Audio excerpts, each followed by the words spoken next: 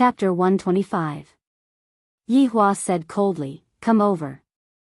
Brother-in-law, if you have something to say, we can talk about it properly. We are also respectable people. It isn't good to use weapons." Where was Qin Yutong's imposing manner from just a moment ago? Yihua decided that today, he must definitely teach this sister-in-law a lesson. To actually dare to point a knife at me, she must have eaten too much dragon meat. "Get down." Yihua pointed at his leg and shouted.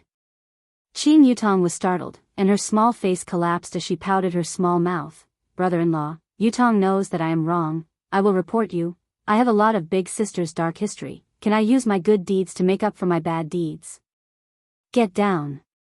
Qin Yutong dejectedly lied on Yihua's legs. "Brother-in-law, be gentler. Raise your butt."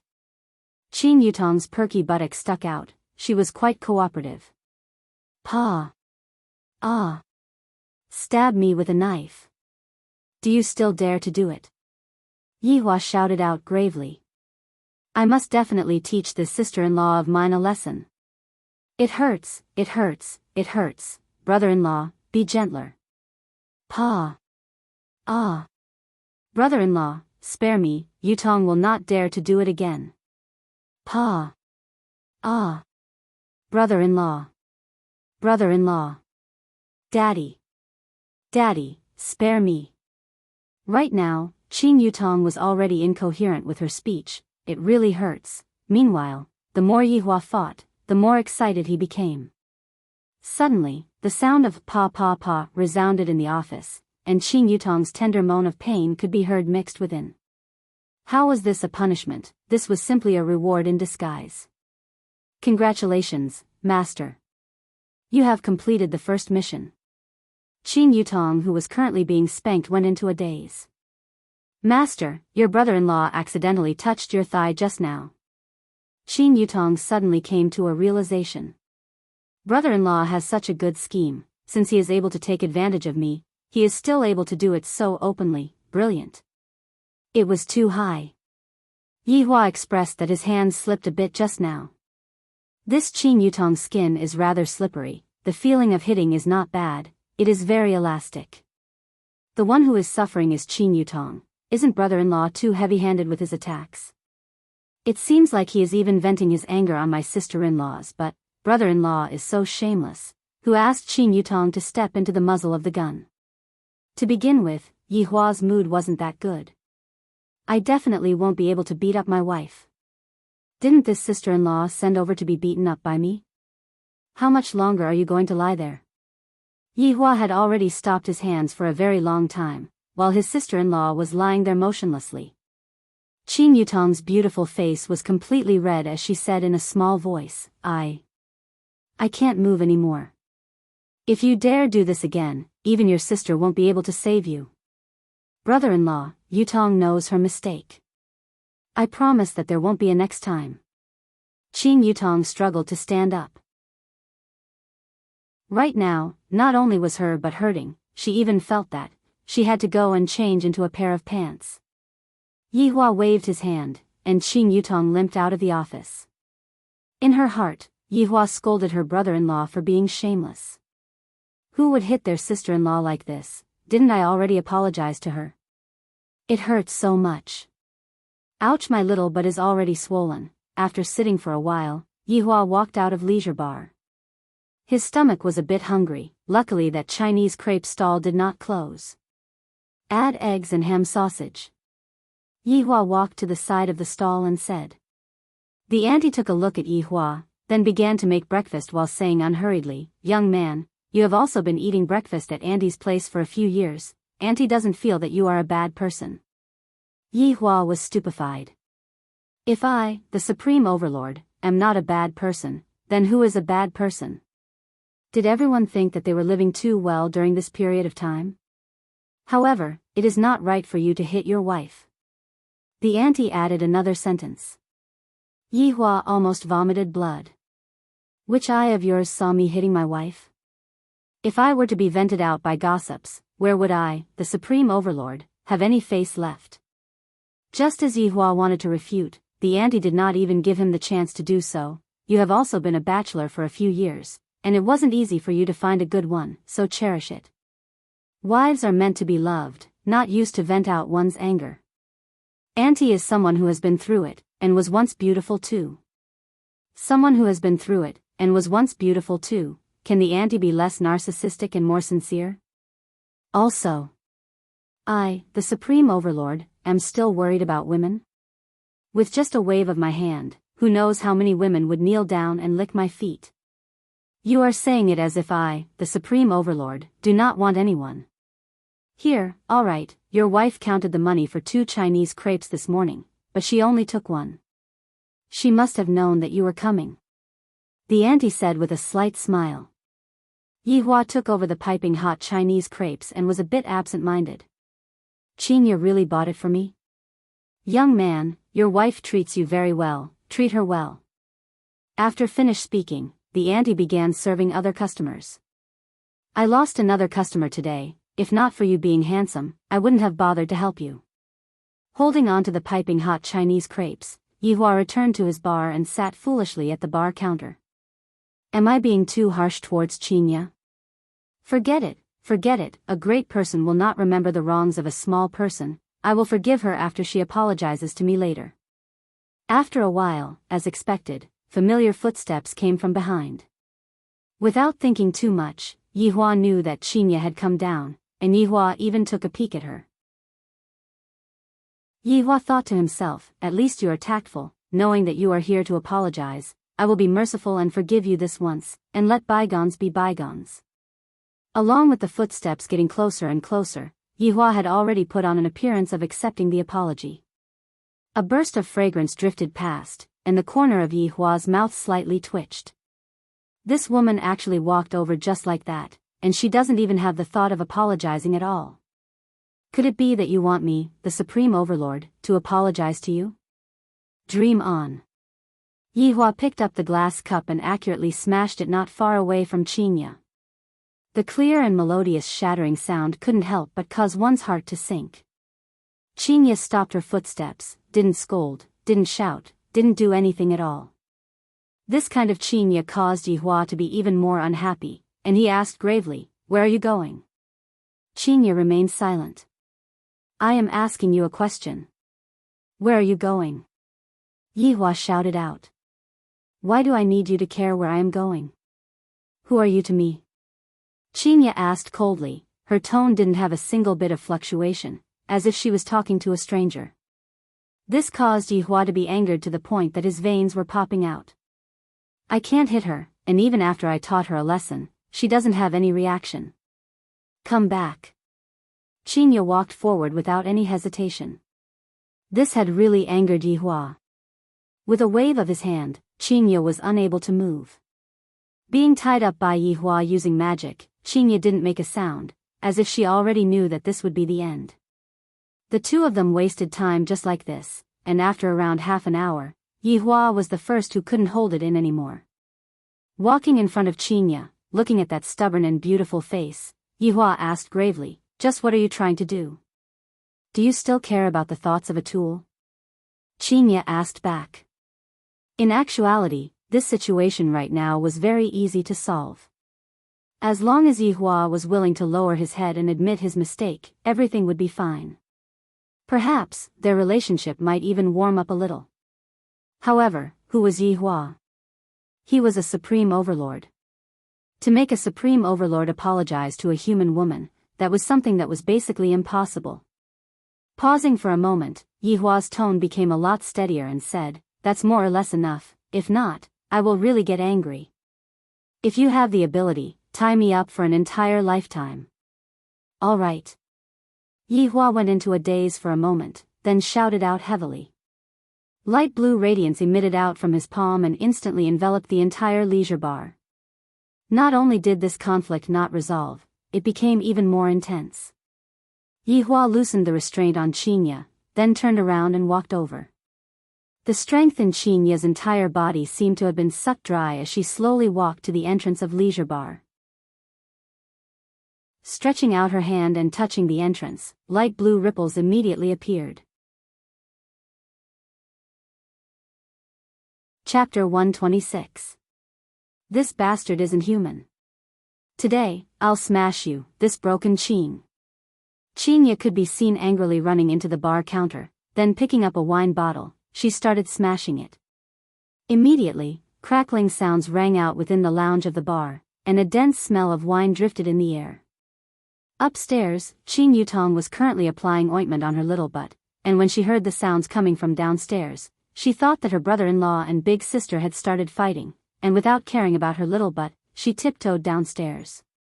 I didn't expect that it was big sister who was smashing the shop. Awesome, big sister, what are you doing? Calm down. Qing Yutong hurriedly went up and dissuaded.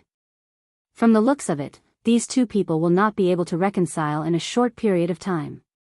Qinya shook off her little sister's hand and said angrily, "Don't stop me, today I'm going to burn this broken Qing into ashes." Big sister, don't get agitated, you are pregnant right now, you cannot get agitated. Qing Yutong wrinkled her eyebrows and persuaded. Even if you do not care about me, you have to care about the child.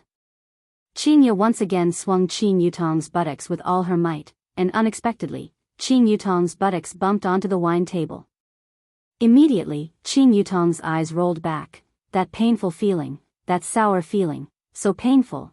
The furious Qinya did not notice her sister's strange behavior and angrily shouted, "Child!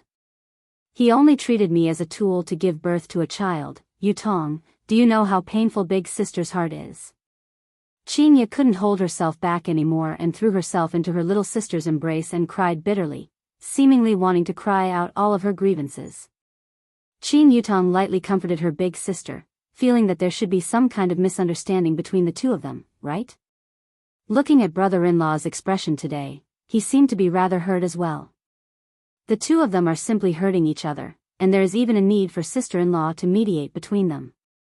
My butt hurts so much, big sister, I won't hide it from you. Just a while ago, I had already taught brother-in-law a lesson, and even made a cut on his neck, and helped you take revenge. Qing Yutong said as if she had won completely, and right now, her little buttocks were all swollen up high. Qinya went into a daze for a moment, then said while choking with sobs, "You are too reckless, what if someone dies?" TSK, just a moment ago, didn't you wish for brother-in-law to die? Why did you become worried in the blink of an eye? Qing Yutong had a face filled with disdain. Qing Yutong is truly a woman who doesn't have firm beliefs. I am afraid of you, Qinya said petulantly as she wiped away the tears at the corner of her eyes. Qing Yutong took out a tissue and passed it to her big sister, then said tenderly, "Under my threat, brother-in-law said some things." "What words?" Qinya turned her head around and said coldly. She looked as if she didn't mind, but in actuality, she cared a lot about it in her heart. Does Qing Yutong still not know? The two of them wanted to save face and refused to lower their heads. Brother-in-law said, "Say what?" "Speak, Qing Yutong. Are you going to tell me or not? Don't be anxious. Wait for me to control my emotions and learn from brother-in-law's state." Qing Yutong could be seen imitating Yi Hua, and her face sunk as she said faintly, "The matter that happened last night was my fault, but when I heard her talking about divorce, I became extremely angry. After all, I love her." After finished speaking, Qing Yutong took a glance at Qing Yutong, and discovered that even her big sister was stupefied. "Did he really say that?" Qinya asked after a long while. "Isn't that so? Didn't you see brother-in-law's regretful expression? He just didn't want to show it in front of you." "Humph. In any case, I won't be able to forgive him so easily this time." Qinya pouted her mouth. It seemed that her anger had already dissipated by more than half. "That's right, we won't be able to forgive brother-in-law so easily this time." Qinya silently nodded her head. "Then big sister, you stay here and think about it first, I will be going upstairs." Qing Yutong immediately went upstairs and arrived at Yi Hua's office. Upon arriving, she saw that her brother-in-law was currently smoking a cigarette. "Brother-in-law. Good news." Qing Yutong limped into the office and had a smile on her face. Yi Hua extinguished the cigarette and did not even turn his head back. "I heard the sound from downstairs just now, this woman is simply out of control. Speak. Yihua said coldly. Qin Yutong shook her head helplessly. I really don't know how the two of us are going to get along with each other. Other people say that ice and fire are incompatible, and the two of us are just like two lumps of ice. Qin Yutong coughed lightly. My big sister told me the truth just now. The corner of Yihua's eyebrows slightly raised as he slowly turned around. What? Wait for me to control my emotions. Qin Yutong paused for a moment, then her beautiful eyes immediately turned red. Big droplets of tears flowed down as she pounced into Yihua's embrace. Soon after, Qin Yutong cried out loudly, Yutong, do you know how much Big Sister loves your brother-in-law? Big Sister didn't go to work for him and played games with him, but he doesn't like Big Sister at all, and even said that Big Sister is a tool to give birth to children. After Qin Yutong finished speaking, she stopped crying and said with a smile, Big Sister was like that back then. Did she really say that? Yihua asked gravely. Isn't that so? Big Sister loves you so much that she almost wanted to commit suicide just now. Luckily, I am here. Qin Yutong patted on her chest, with a look of, I did a meritorious deed, do you want to reward me with something? Yihua snorted, and his mood immediately became better. However, he said, at least she has a bit of foresight. That's right, Big Sister must have accumulated a lot of good karma for being able to marry brother-in-law. Qin Yutong said with a smile. A white medicine bottle could be seen appearing in Yihua's hand. Apply this medicine on your butt, it will be fine in a while. Thank you brother-in-law. Qin Yutong felt that there was hope. With brother-in-law, this great god, what is the point of needing the system? The system had already fainted from crying in the toilet. Yihua paused for a moment, then said faintly, ask your big sister to come up and apologize. Ah. Qin Yutong didn't expect that her brother-in-law would still be like this, and she was instantly stupefied. What are you still standing there for? Qin Yutong's brain was spinning rapidly.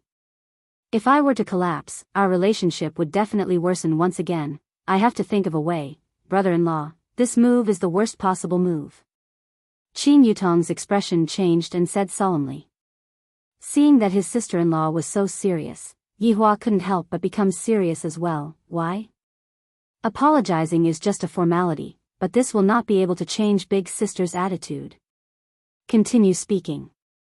Qin Yutong let out a sigh of relief. Brother-in-law is so easy to deceive. He is an honest person. Everyone, quickly come and bully him. My big sister is a woman who would go up the roof and tear down the tiles if she doesn't get a good beating. After hearing that, Yihua silently nodded his head. Therefore, brother-in-law, you cannot forgive big sister so quickly, and you also cannot spoil her too much. However, don't fuss about last night's matter anymore. Do you understand what I mean? What you mean is, let me coldly treat your big sister, and grind down her spirit? Yihua said gravely. I feel that it is somewhat reasonable. That's more or less what I mean. In any case, you also know how big sister feels about you. You have a point. The corner of Yihua's mouth slightly rose. I didn't expect that this woman would actually fall in love with me. At least you are sensible. Qin Yutong blinked her beautiful eyes. My big sister is currently downstairs. Yihua tidied up his clothes, adjusted his hairstyle, then opened the door and went downstairs. Seeing that you love me so much, I will not lower myself to your level. Chapter 127. Qinya sat on the bench and drank plain water. In actuality, she was thinking about a lot of things. The first time I met Yihua, I was also sitting here. However, from that time onwards, the trajectory of my life had changed. Although he was very cold and rarely smiled, but these few days, he treated me very well. What my little sister said isn't without reason. Yihua is the kind of person who wants face no matter what, and even more so, he wouldn't lower his head. Perhaps it was because I angered him last night that he became angry. But even if he was angry, he couldn't treat him like that. He didn't even explain himself.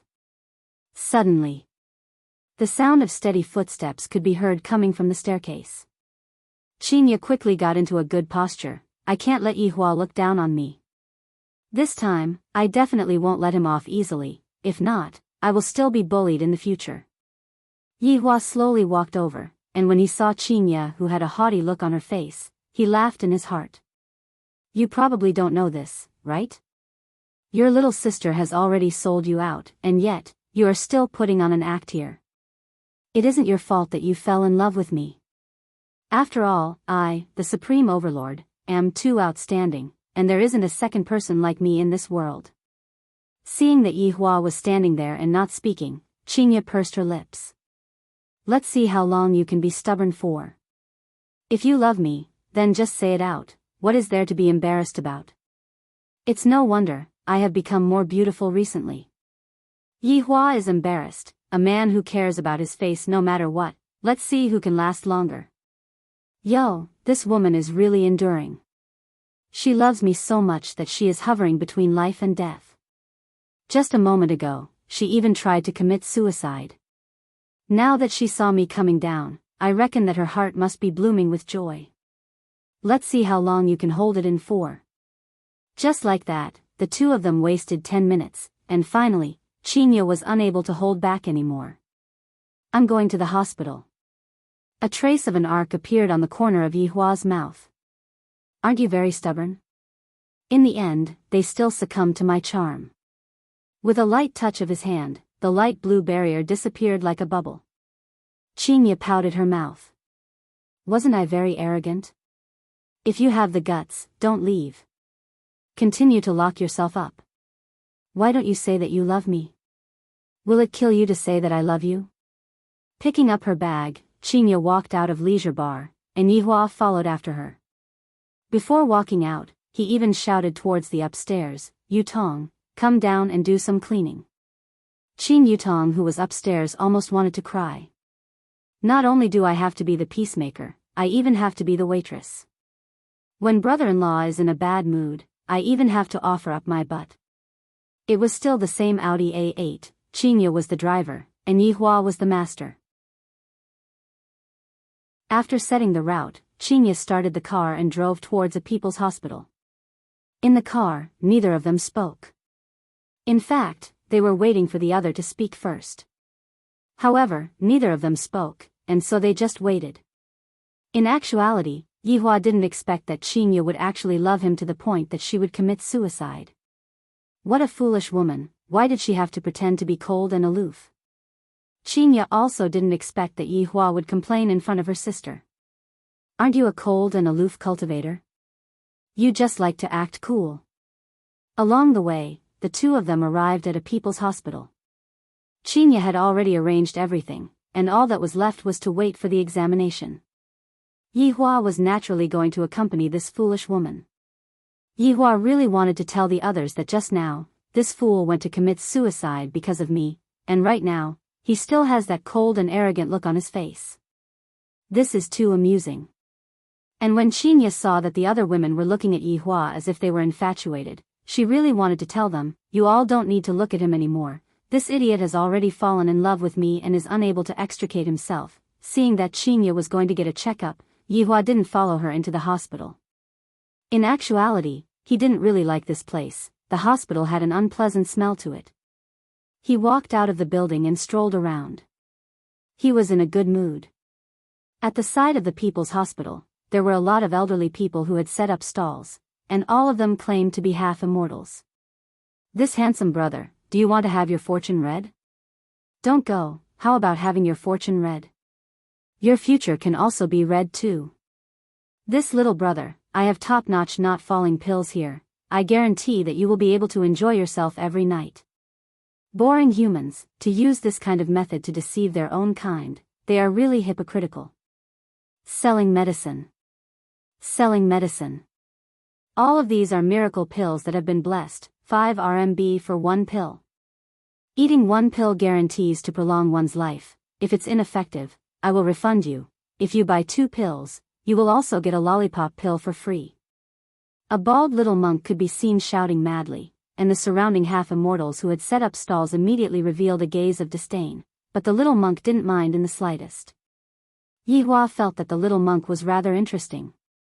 Those pills that were placed on the cloth were emitting out a faint fragrance, and ordinary people naturally wouldn't be able to sense it. Big sister, quickly come over, there is a cute little monk over there. Little sister, slow down. The two cute little girls ran towards the little monk's stall from behind Yihua, and when the little monk saw the two beauties coming to his stall, his small eyes immediately started shining. Yihua walked over slowly. Of course, he wasn't going to the stall, those pills were not enough to enter his eyes, and he was just passing by. After all, there was only one path. However, the little monk who was currently flirting with the two girls wrinkled his brows, as he felt an evil aura coming towards him. Raising his head, he looked towards Yihua who was walking over. That faint evil aura was emitted out from this man's body. I didn't expect that I would meet a monster right after coming down from the mountain. My luck is not just ordinary. Slaying monsters is my master's aim, and of course, it is also my aim as well.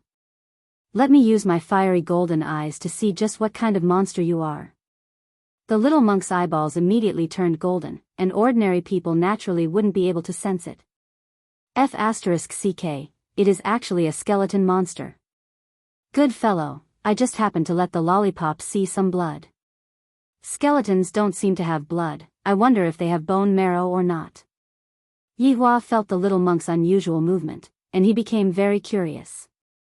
This little monk actually possesses such a profound technique, how did he obtain it? Let's go back. A familiar voice came from behind, and Yihua turned his head around to take a look. So it turns out that Qinya came over to look for me, and this silly woman still said that she doesn't care. However, right at this moment, the little monk cried out in fear. He didn't even want the medicinal pellets that were on the stall and immediately ran away, as if he had seen a ghost. Yihua originally wanted to ask about the origin of that technique, but since the other person had already run away, he couldn't be bothered to chase after him. Big sister, that little monk is so cute, why did he run away? Who knows, maybe his scam was exposed by us, and he felt embarrassed to continue staying here. Sigh, big sister, let's go. The little monk who was running away even had the heart to cry. The bottom of the mountain is too scary, the top of the mountain is still the safest. Master, when are you coming back? Your disciple has seen a big secret. At the start, the little monk's fiery golden eyes were indeed looking at Yihua, but following Qinya's shout, the little monk's gaze shifted over, and immediately, he was scared witless and immediately ran away. As for what he saw, only the little monk himself knew. Qinya's expression was ice cold. I just finished checking, and this fellow actually disappeared. He kept saying that children are important, but in the end, I don't even know where he went. However, not knowing why, Qinya just felt that Yihua was strolling at the side door. When she went out to take a look, it was indeed as she had expected.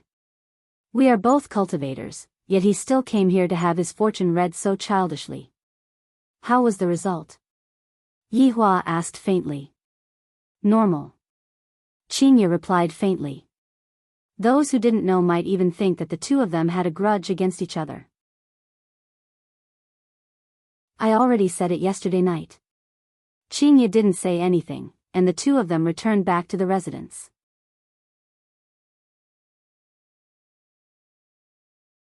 Chapter 128. After the two returned to Leisure Bar, they still did not speak a single word. Yihua took out his phone and ordered a crayfish. If you have the ability, don't peel it. Qin Yutong could be said to be extremely unlucky today. She had just cleaned up the Leisure Bar, and her waist and back were aching. Brother-in-law, what are we eating for lunch? Seeing her brother-in-law and big sister had returned, Qin Yutong hurriedly asked, and the meaning behind her words was very clear. Brother-in-law, I want to eat meat, crayfish. Qin Yutong's face was filled with disappointment. She missed the feeling of eating meat. When the meat was placed in her mouth, it would leave a fragrant taste in her mouth, and when she lightly sucked on it, the juices would even flow out, immediately making her feel relaxed and happy. He had never eaten such delicious meat before, and his skin felt great after eating it. It was much more delicious than the crayfish. Being unlucky was nothing. What was even more despairing was yet to come. The three of them sat at the dining table. Yi Hua and Qin Ye did not even move their chopsticks, and Qin Yutong was just blankly looking at them. Are they still not reconciled yet? If you all are not going to eat, I will eat first. After finished speaking, Qin Yutong wore the gloves. But as he ate, he felt that the atmosphere was not right. Could it be that they were going to quarrel again? Brother-in-law, please have some shrimp. Sister, please have some shrimp. Grandmasters, please have some shrimp. Qin Yutong vowed, next time, I will not be the peacemaker anymore, the one who will be tired will be me. Yi Hua snorted coldly. Right now, you don't even want to peel the prawns anymore, seems like you are quite stubborn. I will deal with you at night. At the same time, Qin Ye snorted coldly. You want me to peel the prawns for you? Saying, wife, I was wrong, is more like it. A few caddies of crayfish were peeled off by Qin Yutong by herself, and Qin Yutong felt that her fingers were stinging. Don't call me for dinner, I will settle it myself. After leaving behind this sentence, Qin Yutong returned back to her bedroom, and didn't eat with them anymore. Yi Hua wiped his mouth and walked towards the office, while Qin Ye walked towards the bedroom. I, the Supreme Overlord, am going to sleep in the office today. Without my chest, I want to see how you are going to sleep. When the time comes, aren't you still begging me to get on your bed? GGG. Looking at Yi Hua walking towards the office, Qin Ye wrinkled her brows. At worst, I will just go and buy a doll. Do you really think that I won't be able to sleep without you? When night fell, Qin Yutong planned to use instant noodles to solve the problem. In any case, she wasn't going to be their servant anymore. Yi Hua was waiting for Qin Ye to shout at him, and Qin Ye was waiting for Yi Hua to shout at her. In the end, the two of them couldn't hold it in any longer and secretly used instant noodles to fill their stomachs. Fighting was fighting, but they didn't want to starve themselves. In the past, Yi Hua often ate instant noodles, thus he had quite an understanding towards instant noodles. The first thing to do was to tear open the thin packaging on the outside, open the top layer of packaging, take out all the seasonings, tear open the packaging and add them into the box. Then, he used the best ham sausage to bite into slices and poured boiling water into it. After the longest 3 minutes of his life, a bowl of Ye's instant noodles was done. A few slender noodles tugged at the heartstrings of thousands of people. Ye's instant noodles, do you want to know about it? Dong dong dong. Yi Hua, who was currently talking about the instant noodles, paused for a moment, then instantly hid the instant noodles and used his fastest speed to adjust his state of mind. You're finally here, aren't you? Can't hold it in any longer. Say something nice to me, and I'll be merciful enough to lend you my chest for you to lie down on. Come in. Yi Hua shouted gravely. When he saw that the one who entered was Wei Chang, his expression changed. Scram. Just when Wei Chang wanted to speak, he didn't expect his honor to directly shout at him to scram. This scared me to death. However, why is there a smell of instant noodles in this office? His honor is already a person who has a wife. Could it be that he still wants to eat instant noodles? Even I don't eat instant noodles anymore, and Xiao Tang is still cooking for me.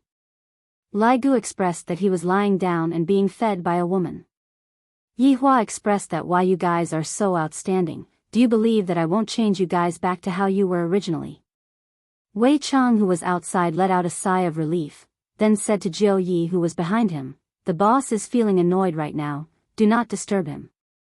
The reason why Jiu Yi came over today was to invite Yi Hua over to discuss about the South's important matters. The people who came over were all big shots from various places, and all of them were here for the sake of the ancient godly item. They were discussing about how to strengthen the security and prevent the northerners from coming over to snatch it.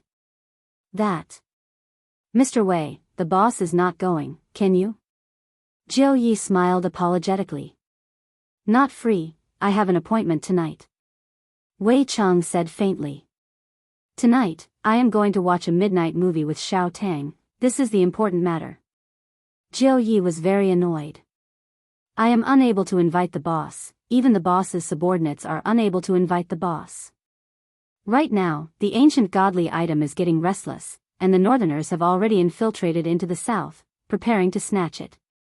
If the ancient godly item were to be snatched away, the entire South's face would be completely thrown away. Mr. Wei, this matter concerns the entire South. How about you send a representative over to take a look? Jiu Yi could be said to be painstakingly trying to pull Yihua closer. In actuality, Yihua's attitude was indifferent.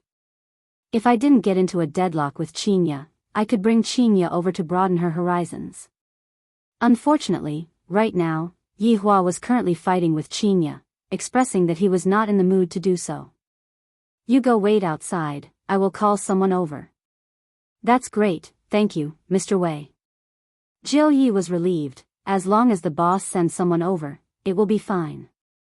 Jiu Yi walked out of Leisure Bar and sat in the luxury car that was waiting outside. While waiting for Wei Chang to call someone over, Wei Chang came to Leisure Bar's toilet. Wei Chang called out lightly, "Death Mage." Under Long and City's South Lake Bridge, this was the place where the vagrants stayed. Among the vagrants, there was a man who wore a black robe. Right now, he was sitting on a long sickle. His left hand was holding onto a phone, and the bone finger of his right hand was fiercely tapping on the screen.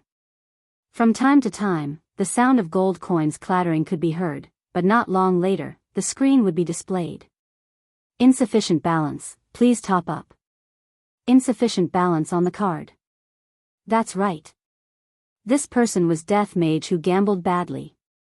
A few days ago, he was still living in a luxurious house and drinking beer, but in the end, he really gambled and lost all of his family's fortune without cheating.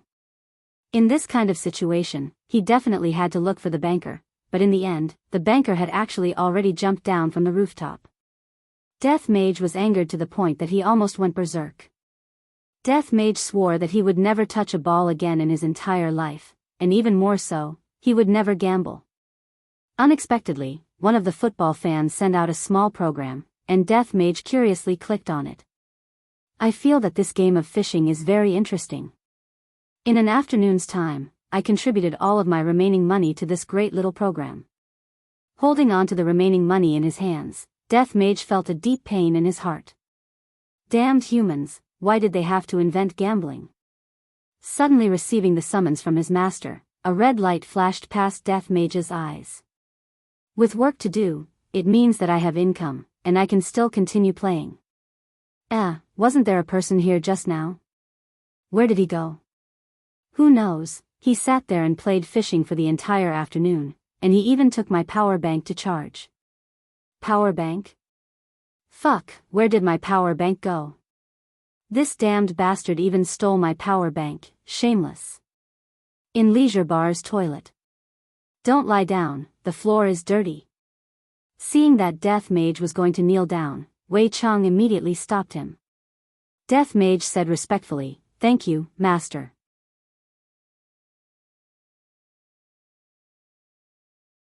Chapter 129. Master, are we going to trample on debts? Death Mage expressed that trampling on debts would have a very bright future, and the profits would be very high. No, you can go and take a seat. Master, don't we have to kill people? Death Mage was very disappointed. Recently, I haven't been able to receive any missions to kill people. Do as you see fit. The car is waiting outside. Buy a mask and wear it. Don't scare people. Wei Chang said. Death Mage seemed to be a bit embarrassed. Master, subordinate doesn't have any more money. Wei Chang let out a heavy sigh and took out his wallet. Death Mage's eyes were flickering with a red light. My master is definitely very rich, but to say that I don't have any money, I feel so embarrassed. Looking at the money in the wallet, Wei Chang couldn't help but wrinkle his brows. There are two 1 RMB coins, one is 50 RMB, and the other is 10 RMB. There is only a total of 62 RMB. After getting a girlfriend, my expenses sure are high. But I feel embarrassed to ask His Honor for money. I should look for Lai Gu to borrow some money some other day. All of Lai Gu's women are celebrities, I reckon that he doesn't lack money. Wei Chang reluctantly took out a 10 yuan note.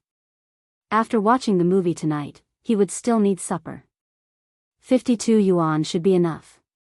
Looking at his master taking out a soft 10 RMB note, Death Mage suddenly had a strange feeling. Master is really living a miserable life. I really can't bear to take this 10 RMB note. What are you waiting for? Get to work. Wei Chang urged. He quietly put away the 10 yuan, forgetting that he still had to take a taxi to send Tang Bingyao back. Just a moment ago, Death Mage was just about to stretch out his hand to take it, but he didn't expect that his master would put it away again. I feel so awkward, so the master was so stingy. Walking out of the toilet, Death Mage walked through the leisure bar with his head lowered. At the same time, he took a clown mask from the table. From other people's perspective, they might even think that he was role-playing, as that sickle looked so realistic. Jiu Yi was very curious about who Wei Chang would call over. He was truly too fucking curious. This leisure bar had this kind of magical power. Those who didn't understand would think that it was a tiger's den, but those who understood a little would be filled with boundless curiosity. Thoroughly understood. They're all weirdos. He took out a Cuban cigar, put it under his nose, sniffed it, and cut off one end. The lackey in front of him was instantly enraged. This young man had a bright future. Just when Lord Jiu was smoking, a human figure walked out from the leisure bar. He was wrapped in a black gown and wore a clown mask on his face. Looking at his attire, Lord Jiu foolishly held the cigar in his mouth and even forgot to open the car door. This was probably the black robe that fought Xiao Yi. That Wei Chang actually called over such a ferocious person. How did he do it? This is too fucking scary, isn't it? Please don't sit beside me, don't. Death Mage opened the car door by himself, and with a stab of the sickle in his hand, a hole was cut open on the roof of the car, and the sickle that was emitting a cold glint just happened to stab onto Jiu Ye's cigar, cutting it into two. A Rolls-Royce Phantom was sliced in half just like that. Death Mage retreated once again, and an ear-piercing sound suddenly rang out beside Jiu Ye's ears. When Jiu Yi raised his head to take a look, he saw the panoramic sunroof at the back row. He turned the scythe of death into a walking stick before sitting down steadily. Lord Jiu reflexively moved to the other side and sat down. What should he say now? That person is someone who fought against Xiao Yi. What should I do? I'm waiting for you online. I'm urgently looking for you. After sitting in the car, Death Mage was thinking about another matter. Wasn't my subordinate, Death Assassin, on a business trip? That Long Outyen must be a rich man. After he finished his business tonight, he would go and knock some lollipops. Long Outyen, who was currently training hard, felt a gust of cold wind and couldn't help but tremble. Jiu Yi, are we going? The driver in the front asked while trembling with fear. Go. While being blown by the natural wind, Jiu Yi felt very melancholic. Ever since I met the boss, I feel that I am not like myself anymore. Your Excellency, how should I address you? GGG, Imperial Translation, idiot. Hearing the strange sound that the black robe made, Jiu Ye's back felt a chill. A top-notch Cuban cigar, do you want one? Jiu Yi asked nervously, and his hands were trembling. Death Mage took a look at the cigar and nodded his head. Jiu Yi let out a sigh of relief. As long as the other party is willing to accept the cigar, I will be able to be more at ease. He personally cut the cigar and passed it to the black robe. Wait a minute. That hand. Why is it white? When he saw the black robe taking off his mask, Jiu Ye's eyeballs almost popped out. This isn't a fucking human. It's actually a skeleton. There is a fucking skeleton sitting beside me. What should I do? I'm waiting online. Jiu Yi took out a golden bright lighter and lit it up with both of his hands. However, his hands were trembling very intensely. Death Mage took a deep breath. I feel that it's not bad, it's quite flavorful. However, Jiu Yi wasn't calm anymore. This black robe's entire body was emitting smoke, and those who didn't know would think that the car was on fire. How can it not emit smoke? After taking a deep breath, the inside of the black robe is filled with bones, even beer would leak out. GGG, Imperial Translation, I want all of those. Although Jiu Yi didn't understand what the black robe was saying, his finger was pointing at the cigar box. If Jiu Yi didn't even understand what the black robe was saying, then he would have wasted his time here. If your distinguished self likes them, I still have a lot of them here. Jiu Yi decided to hug onto the black robe's thigh. That boss is too cold, and I feel that he isn't someone who is easy to talk to. That Wei Cheng is the same as well. This black robe is different, because he has needs. Death Mage stretched out his hand and patted onto Jiu Ye's shoulder. GGG. Imperial translation, not bad, young fellow. Jiu Ye's smile was very forced. Looking at the skeleton hand on his shoulder, his entire body felt bad, as if his body was hollowed out. Death Mage could be seen taking out an Apple X and a power bank. Opening the game interface, Death Mage tapped on the button to top up, then placed it in front of Jiu Yi. Jiu Yi was very nervous and asked, "Your distinguished self, do you need to top up?" GGG. Imperial translation, foolish human, aren't you talking nonsense? Is 100 enough? I met another miser. Death Mage tapped on 648.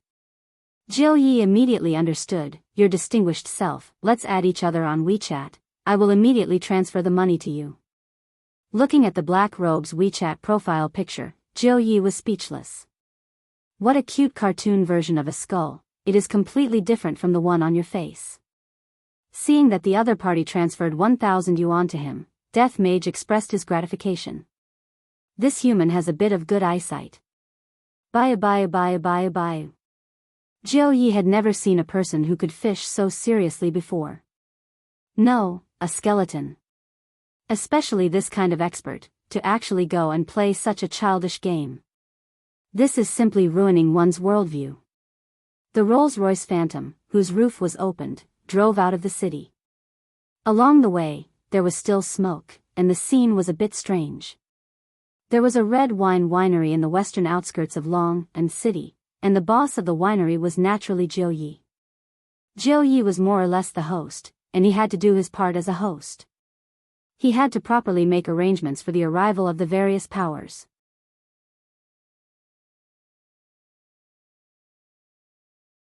Chapter 130. This winery was the product of Lord Jiu's meticulous care. Lord Jiu even lived here, which showed how much he valued this place. After all, the location of this winery was very good. It was far away from the hustle and bustle of the city. Everywhere was filled with a peaceful atmosphere, as if it was situated on a green prairie. "Sir, we have arrived." Lord Jiu smiled modestly. Bayu. Death Mage held onto his phone with a cigar in his mouth and a cane in his armpit. "A mask? I forgot, sir, wait for me."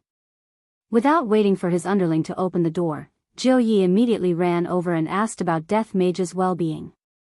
However, Death Mage's gaze was only focused on his phone. Hua. Hearing the sound of gold coins, Death Mage fiercely took a puff of his cigar, and soon after, his entire body started emitting smoke. GGG, Imperial translation, awesome. Originally, Jiu Yi had thought that Death Mage was just playing around in the car. However, he didn't expect that Death Mage was actually holding onto his phone all the time. Death Mage didn't even have the intention to put his phone down. There are a few big shots sitting inside the car. It doesn't seem too good for you to just hold onto your phone and enter the car. Especially that bayu sound. How can the sound of this Apple X be so loud? My 8848 is still the best. Sir, can you stop for a moment? GGG, Royal Translation. Can you afford to pay for so many fish? Jiu Yi was still an experienced person, and he was able to discern Death Mage's emotions from his tone of voice. The two of them walked into the interior of the winery. At this moment, there was a large round table in the winery's conference room. There were 8 men and 1 woman sitting around it. Some were dressed in suits, while others were dressed in magic robes. The only female member was gorgeous. She wore a floral jade-colored robe and had a floral veil draped over her shoulders. Her soft black hair was pinned with a flying fairy hairpin. She looked like a fairy. This person was the sect master of Cloud's sect, Sun Fang. What the hell are we doing here? One of the middle-aged men shouted in a deep voice. This person was the alliance leader of the Southern Alliance, Hai Dicey. Because he was bald, he looked quite fierce. Traceless Pavilion's pavilion master was dressed a little weirdly. He was wearing a loose t-shirt, loose pants, a gold chain around his neck, a hat, sunglasses, and other accessories. He was dressed in a hip-hop style. Recently, he had indeed become infatuated with hip-hop. Gujing clapped his hands and actually started rapping. Hi Dicey, why are you so anxious? Hi Dicey, hi Dicey, hi go and take revenge, hi Dicey your ass. Hi Dicey jumped. Alliance Chief Hi, don't panic. The one who spoke was the sect master of the Loud Thunder sect, Yang Yi. Wang Debao, who was cutting his fingernails, smiled and said, that's right. Why are you panicking? Didn't the Dry Zen sect also lose an elder? How does it feel to have someone to accompany you? Dry Zen sect's sect master Che Zhishuan's expression turned cold. Wang Debao.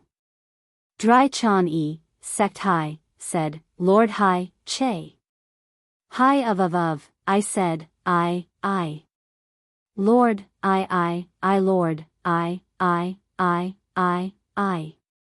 Yang as, I as. Hai. Yang. Lord. Li Ji Tian Hai. Ji Lord. Hai said. As. Ji, alright, everyone, stop talking. The one who spoke was called Ji Anyan. He wore a pair of ordinary glasses, and his looks were average. However, he seemed to be very intelligent. In fact, none of them dared to act rashly, because everyone's strength was about the same. Unless they outnumbered each other, it would be meaningless. After all, if fighting wasn't to win, then what was the point of fighting? Hai Dicey angrily said, if it were up to me, we should join forces to denounce them. Yo, Chek Ku is making a fuss. It's not like my elder died. The pavilion master of Traceless Pavilion, Gai Zheng, crossed his arms and made a 666 gesture. Hai Dicey was so angry that he almost vomited blood. I'm going to King kill you today. Also, come, yo, come over here. Yang Yi, the sect master of the Mighty Thunder sect, grabbed hold of Hai Dicey, who was about to go berserk. Alliance Master Hai, don't be agitated. This sect leader is also very sad that something like this happened. You have to get used to it in the future. Hai Dicey's face stiffened. Yang Yi took out a hat from nowhere and put on a pair of sunglasses. Yo, check it out. Gai Jing immediately replied, yo, brother is so awesome. Yo, this is a good stab. I'm going to King kill these two bastards today. A strong energy burst out from Hai Dicey's body. How could Gai Zheng and Yang Yi not be arrogant? Two of the elders that went out died and one of them was injured. Look at us, we came out without a single injury. That's why, even if the younger brother is brainless, the older brother definitely isn't any better. Dry Zen sect leader Che Zhishuan said coldly, count me in. Wang Debao, Zhuxinran, Ji Anyan, and Guang Tianlu, who hadn't made a sound all this while, the four of them just watched and didn't have any plans to make a move. To them, all of these people could be counted as cultivators, and this kind of relationship had to be divided properly. Enough. Cloud sect leader Sun Fang shouted out coldly. She is a beauty, so I have to give her some face. Che Zhishuan snorted and gradually retracted his killing intent. If it wasn't for sect leader Sun pleading for you all, I would have turned you all into thick water today. That's right. Since sect leader Sun has spoken, I won't make things difficult for you two immature children. Hai Dicey's expression changed.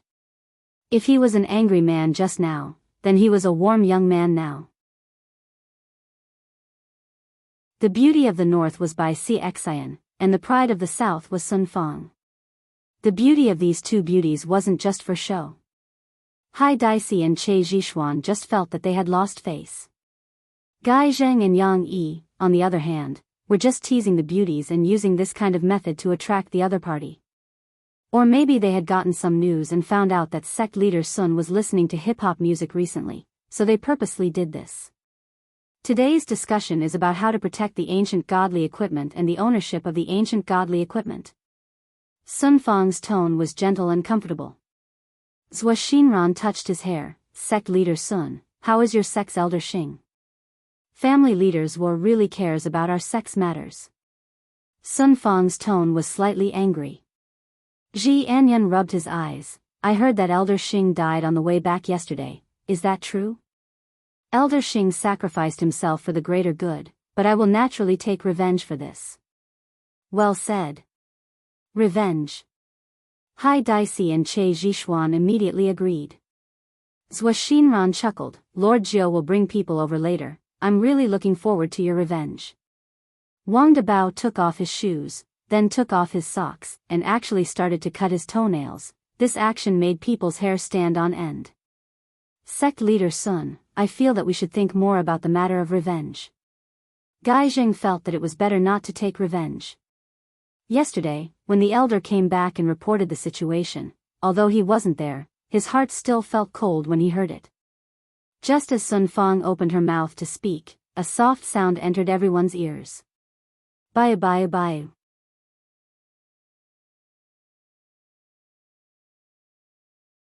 Chapter 131. Bang! The two doors were kicked open by Death Mage, and Jiu Yi who was at the side froze in the middle of persuading Death Mage. The atmosphere immediately froze. Perhaps it was because the two wooden doors were quickly opened, the sealed conference room produced a wind that blew Death Mage's black robe up. If Death Mage was to wear a wig, his posture would be comparable to the god of gamblers. Especially the cigar that Death Mage was holding in his mouth. When he took a puff, his entire body would emit smoke, making him look very stylish. The iPhone 10 that he was holding in his hand was ringing with a beautiful and joyous melody, and at the bottom of the phone was a white cable that extended into the black robe. Presumably, it was plugged into a power bank. Death Mage swept his gaze across everyone. Their strength is not bad, but compared to Shao Yi, they are still a bit weaker. But even if that is the case, fishing is still more important. I will be able to gather 7 Dragon Balls soon and exchange them for 10 RMB worth of expenses. I am finally going to win money. The 9 people present just watched as Death Mage walked in, sat down, and then, Bayubayubayu, as the leader of a sect or family. Of course they knew about the incomparable battle that happened that night. Shao Yi fought against the Black Robe, and in the end, he even used an ancient godly item to win against the Black Robe. In actuality, Shao Yi was still wearing a super strong defensive armor. Everyone was guessing who exactly this person was and what relationship he had with the bar owner. Now that he appeared here, there was no need to say much. This person's identity belongs to the top of the bar, that means that the 2 people from yesterday should be his underlings. This bar is truly a place with crouching tigers and hidden dragons. If Death Mage knew what these people were thinking, he would definitely say it. Imperial translation, Master is busy with a date, and his honor is currently dealing with family matters, so I had no choice but to come by myself. Do you all think that I wanted to come? Isn't this the same as losing money? I came out to fish for some money. What everyone was shocked about was not only the identity of the Black Robe, but also the appearance of the Black Robe. It is actually an evil spirit. When did such a powerful evil spirit appear? As powerful bosses, they were all stupefied. After all, they are all people who subdue demons, and the skeleton in front of them actually grew up right under their eyes. This is unbelievable. Everyone didn't know what to do. About that, let me introduce everyone. This is the famous Black Robe. Jiu Yi squeezed out a smile and introduced the Black Robe to everyone present. Death Mage fiercely took a puff of his cigar, and in an instant, the smoke lingered around the room. Death Mage's bony fingers continued to tap on the screen of his phone, and the sound of gold coins clattering could be heard coming out from the phone speaker. Wang Dabao revealed a puzzled expression. What was the relationship between it and the man that day? Employment relationship? Or a superior and subordinate relationship? Such powerful skeletons shouldn't have a superior and subordinate relationship. The employment relationship was more normal. Suddenly, Wang Debao felt that there was a possibility. That man was also Black Robe's underling. As the boss, it was only natural for him to step in. If that's the case, everything will make sense. I wonder if my wife will praise me after hearing my deduction or not. Just thinking about it makes me so excited. Popping candy with iced water, it feels so good. Everyone, why don't we begin? Lord Jiao laughed dryly. Black Robe couldn't control him. He was a great god. Ji Anyan adjusted his spectacles and looked towards Death Mage, and a row of information immediately appeared on his spectacles. Race, undead life. IQ. Realm. Interests. Marriage. Ji Anyan's brows were tightly knitted together. Could it be that this spectacles crashed? It's actually filled with question marks. Hai Dicey could be seen taking the lead and saying, "Before we start the meeting, Wang Debao, please leave." Wang Debao wore his shoes and sniffed his hands. Why? A man who married into by family, what right does he have to sit together with us? Che Zhishuan shouted out. Don't look at how Wang Debao married Bai Cixin. Everyone in the circle knew that Wang Debao was afraid of his wife, and he was even more afraid of Bai family. However, Wang Debao just had to set his headquarters at Gaohai City in the south. Everyone knew that Wang Debao was afraid of his wife. Furthermore, Bai family was the leader of the family. The wife controls the north, the husband controls the south, and then the two swords would work together. Zhua Xinran said faintly, CEO Wang's hometown is in Gaohai City. How can you say that he is a northerner?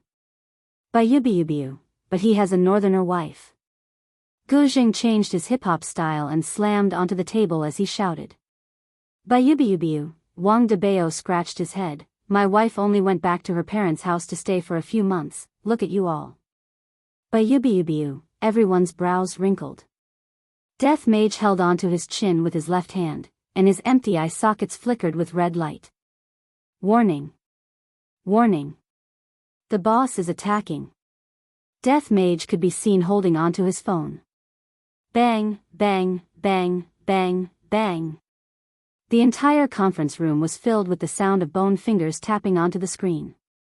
Jiao Yi had the intention to persuade Death Mage, but when he saw how excited Death Mage was, he decided to forget about it.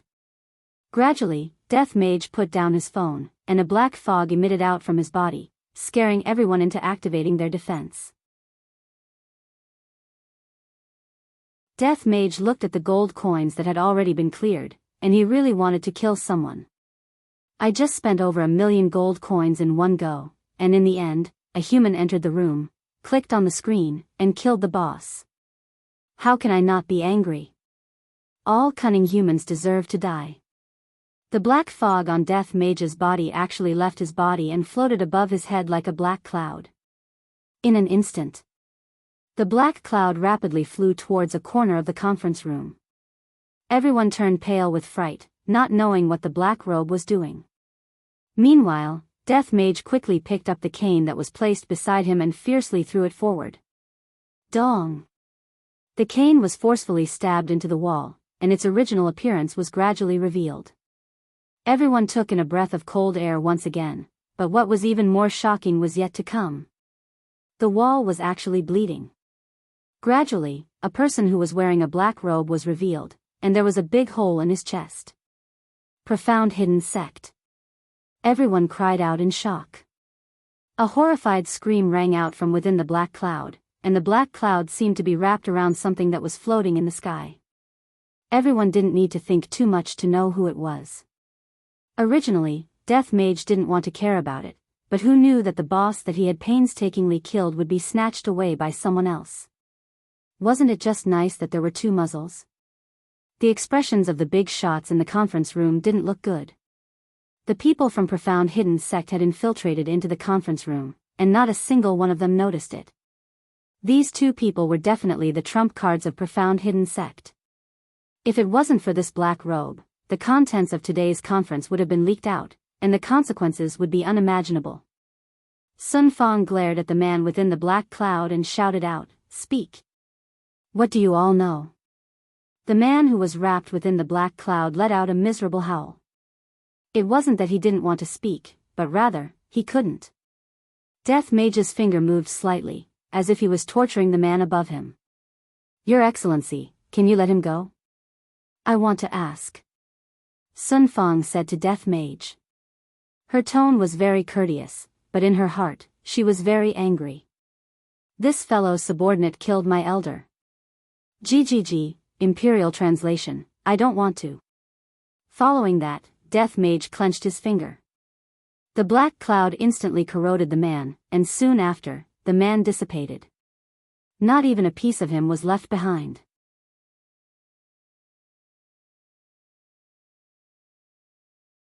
Chapter 132.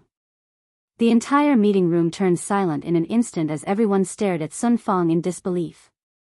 Everyone estimated that with Sun Fang's strength, she had a 4% chance of winning against Xiao Yi.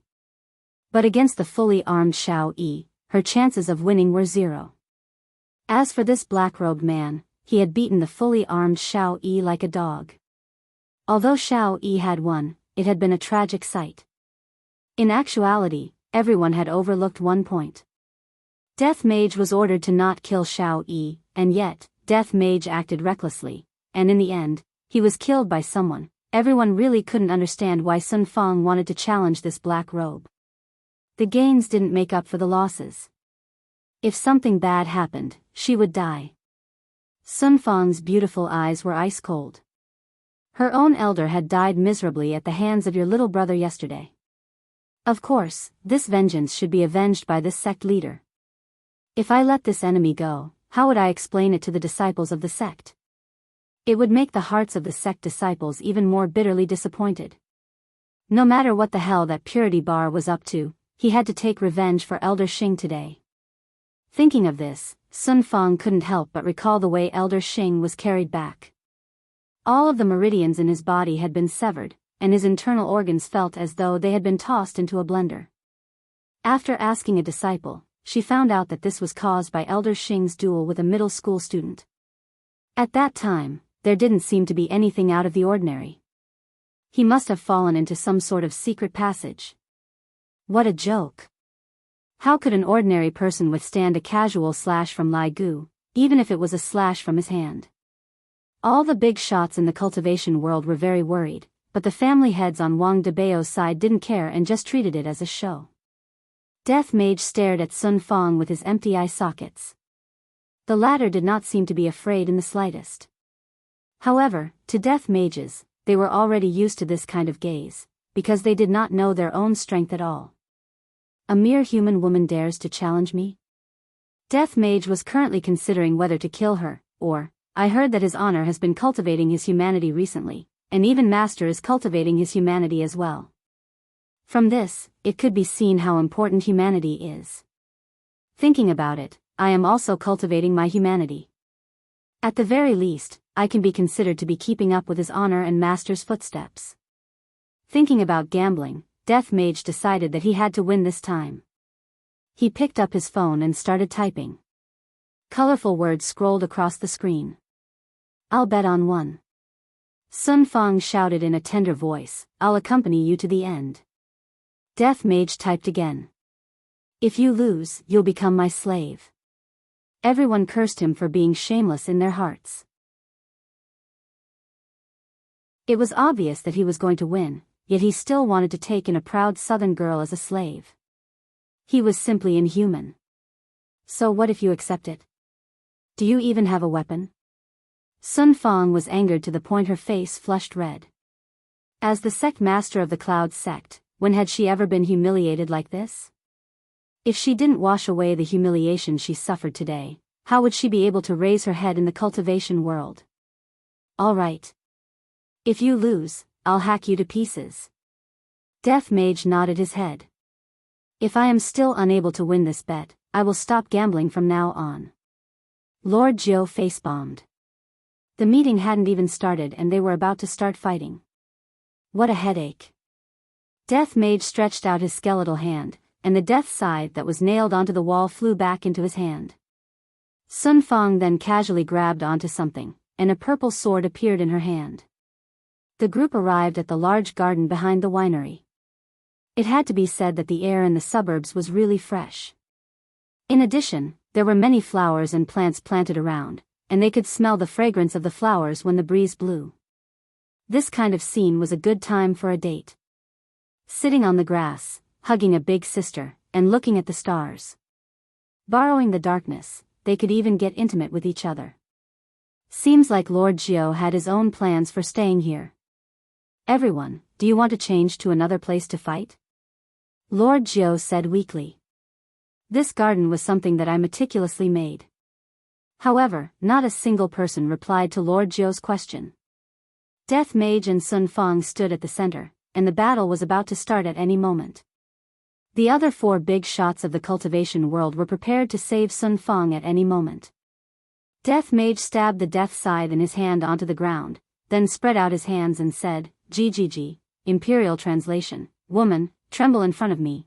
Although Sun Fang didn't know what the black-robed man in front of her was doing, she knew that he definitely didn't have any good intentions. Immediately, Sun Fang pulled out her sword.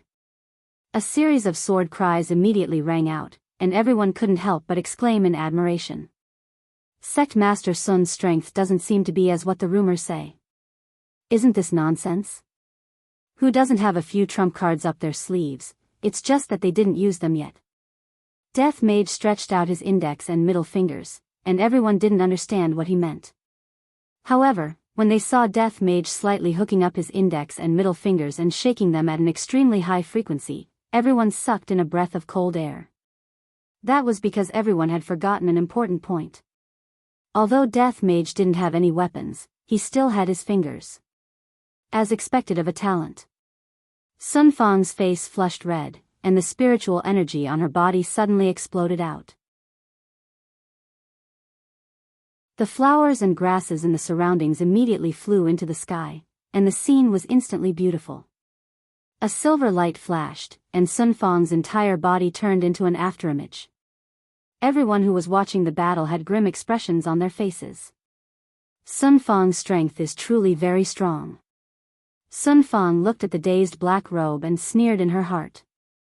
Do you really think that I, the sect master, am easy to bully? And to still want to be your female slave, you are truly delusional.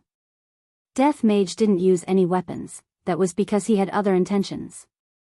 Death Mage stretched out his spotlessly white and long-boned finger and grabbed out. He firmly grabbed onto Sun Fang's right wrist that was holding onto the sword, then grabbed onto Sun Fang's alluring waist with his right hand. Hai Daisy was dumbstruck. How is this even a battle? This is clearly a display of affection. Che Zhishuan clenched his fists tightly. The goddess in his heart is actually being hugged by a skeleton, damn it. Gu Zheng and Yang Yi were about to go berserk. Their goddess was being defiled by a skeleton. Wang Debao was also very stupefied.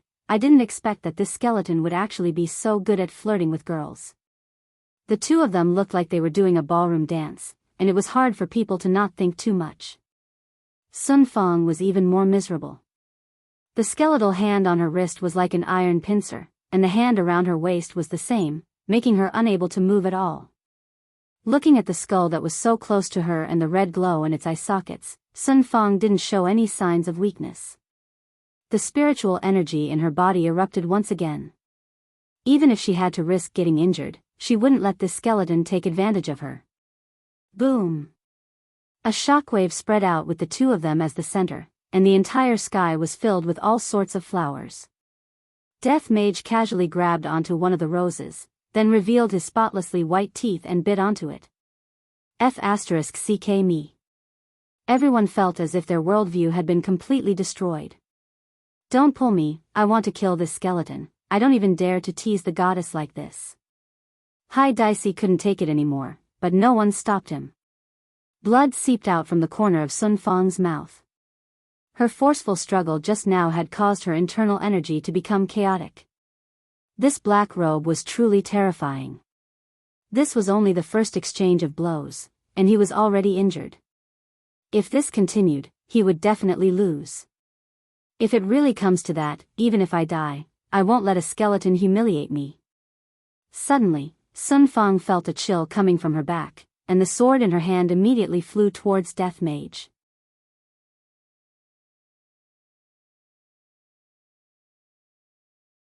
Chapter 133. Let go of my goddess. Che Zhishuan angrily attacked, and a powerful spiritual energy struck towards Death Mage. A black fog shot out from Death Mage's bone finger and instantly dispersed the spiritual energy that was rushing towards Che Zhishuan. Dry Zen sect was an alchemy sect, and their overall strength was not very high. However, Che Zhishuan, who was the sect master, was naturally considered to be rather powerful. But in this group of people, he was at the bottom. Che Zhishuan could do nothing about the black fog's attack. He flew backward and crashed into a building like a cannonball. Lord Jiu's heart ached when he saw this. Everyone was speechless. No matter how weak Che Zhishuan was, he was still a sect leader, yet this black robe had actually sent him flying with one move. His strength was actually terrifying to such an extent. Hai Daisy was just about to make a move, but when he saw Che Zhishuan get killed, he stopped. Although the goddess was still needed, if he didn't have a life, how could he be intimate with the goddess? Death Mage inserted the rose that was in his mouth into Sun Fang's hair. This action caused everyone to tremble with fear, and no one dared to recklessly attack Sun Fang. Sun Fang glared at the skeleton in front of her.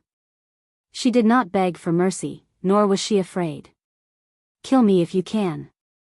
You want me to be your slave? Dream on. Looking at the beauty in his arms, the undead skeleton smiled. GGG, Imperial Translation, you want to die? How could it be that easy? Death Mage could be seen lowering his head slowly. Sun Fang's expression finally changed. Everyone was stunned.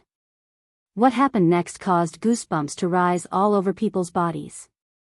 They actually kissed. After quite a while, Death Mage raised his head. Human women's lips are so soft, my first kiss is actually gone.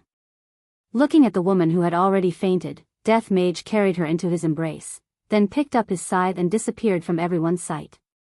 There was only one thought in all the men's minds. It was over. The southern beauty Sun Fang had been defiled by a skeleton. When Death Mage appeared once again, he was already in the middle of a large mountain. Placing the woman in his embrace onto the grassland, Death Mage lit up a cigar, took out his phone, and recharged all of the money that he had left. The familiar voice sounded again. Bayubiabubiu, master. A black figure appeared beside Death Mage and shouted out respectfully. This person was the death assassin who was guarding Long Outyan. What happened to that Long Outyan? Death Mage asked while playing with his phone. In actuality, Death Mage could very well ask Jiu Yi for money, but Death Mage felt that if he were to ask the same human for money, if news of this were to spread out, where would his face be? If Master and his honor were to find out about this, wouldn't I not even be able to raise my head? Replying to Master, Long Outyan has been staying in a small thatched cottage during this period of time, and he has not appeared. Death Assassin seemed to be a lot more normal. I finally met a normal person. Find an opportunity to ask for some money. We don't have enough funds. Master, he's here. Oh. Hurry up, it's time to top up again. Yes, Master. Death Assassin's figure disappeared in an instant, truly coming and going without a trace. Meanwhile, Death Mage continued to keep on going, by Yubiubiu. Beside him, there was even Sun Fang who had fainted. However, in everyone's heart, the southern pampered girl Sun Fang was definitely being humiliated by the skeleton. However, this news would instantly spread throughout the entire south, even to the north. Now, even if Sun Fang returned safe and sound, everyone's saliva would drown her. Within the small thatched cottage, Long Outyan, who was wearing a tattered long gown, was currently hugging onto a petite and cute girl while saying words of love. Meng Meng, I wonder if you will be able to come back alive after going out today. Long Outyan let out a long sigh and said with an extremely gentle tone. Meng Meng rubbed onto her beloved man's chest and said, Brother Long, if you meet with misfortune, Meng Meng will accompany you. Long Outyan took a deep breath. This is the plot of the main character, being loved by the female lead to death. Wait till I defeat that black-clothed man, the entire world will belong to me, Long Outyan. I, Long Outyan, will be able to pick any beauty in the world. However, Meng Meng, don't worry, when Brother Long finishes working hard outside, I will definitely come and pick you up. Long Outyan consoled Meng Meng attentively. Meng Meng smiled tenderly. It's all right, Brother Long, you just have to work hard at ease. Meng Meng will wait for you here. Meng Meng, you are the best, Brother Long. Keep this bottle of medicine, take 1 pill a day, if not, the love goo will break out. Meng Meng, Long Outyan, thank the heavens for having you in this life.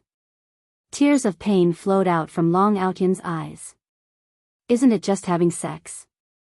To actually be so ruthless, why am I, Long Outyan's life, so bitter? Brother Long, Meng Meng will be yours for my entire life. Meng Meng, Long Outyan cried. After a long time, Long Outyan said gravely, Meng Meng, I'm leaving. Brother Long, you must definitely come back victorious. Bringing along his exhausted body, Long Outyan walked out of the small thatched cottage. The feeling of leaving feels so good. After walking far away, Long Outyan shouted loudly, come out. My dragon god technique has already been trained to the 2nd level, watch how I take revenge today. It's all because of you, you bastard. I had to use the Earth Escape Talisman to escape to this desolate place, and even got poisoned by the love goo. You destroyed my dream of having a harem. The hatred between me and you is absolutely irreconcilable. Right after Long Outyan finished shouting, Death Assassin suddenly appeared, giving Long Outyan a fright. The imposing manner that he had just now immediately disappeared, and Long Outyan immediately hid behind a tree. F***K. I have already trained my dragon god technique to the 2nd level, what am I afraid of? Walking out from behind the tree, Long Outyan pointed at Death Assassin and shouted, you. Don't be arrogant. Let's exchange 1 move today. Let's agree on it.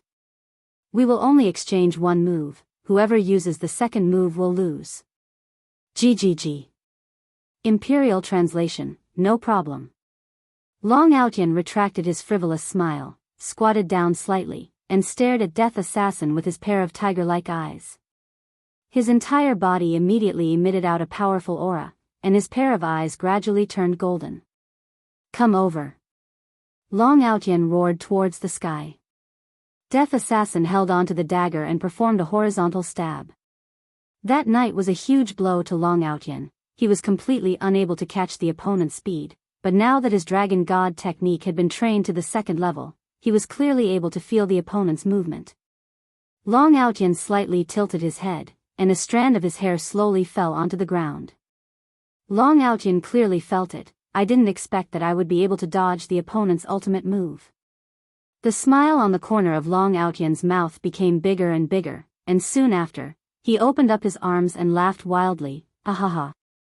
I, Long Outyan, have finally dodged it. The humiliation from that day has finally been washed away, ha ha ha. Death Assassin looked at Long Outyan, who had already sunk into madness, and he really couldn't understand why Long Outyan would be so happy after dodging his most ordinary attack. Of course, Long Outyan was excited. In his heart, he had already treated Death Assassin as the strongest boss existence. From the start, he didn't even have the strength to fight back, to now that he was able to dodge the attack. How could he not be happy? How could he not be excited? Wait for me, Long Outyan, to train for a month. I will fight you again. Goodbye.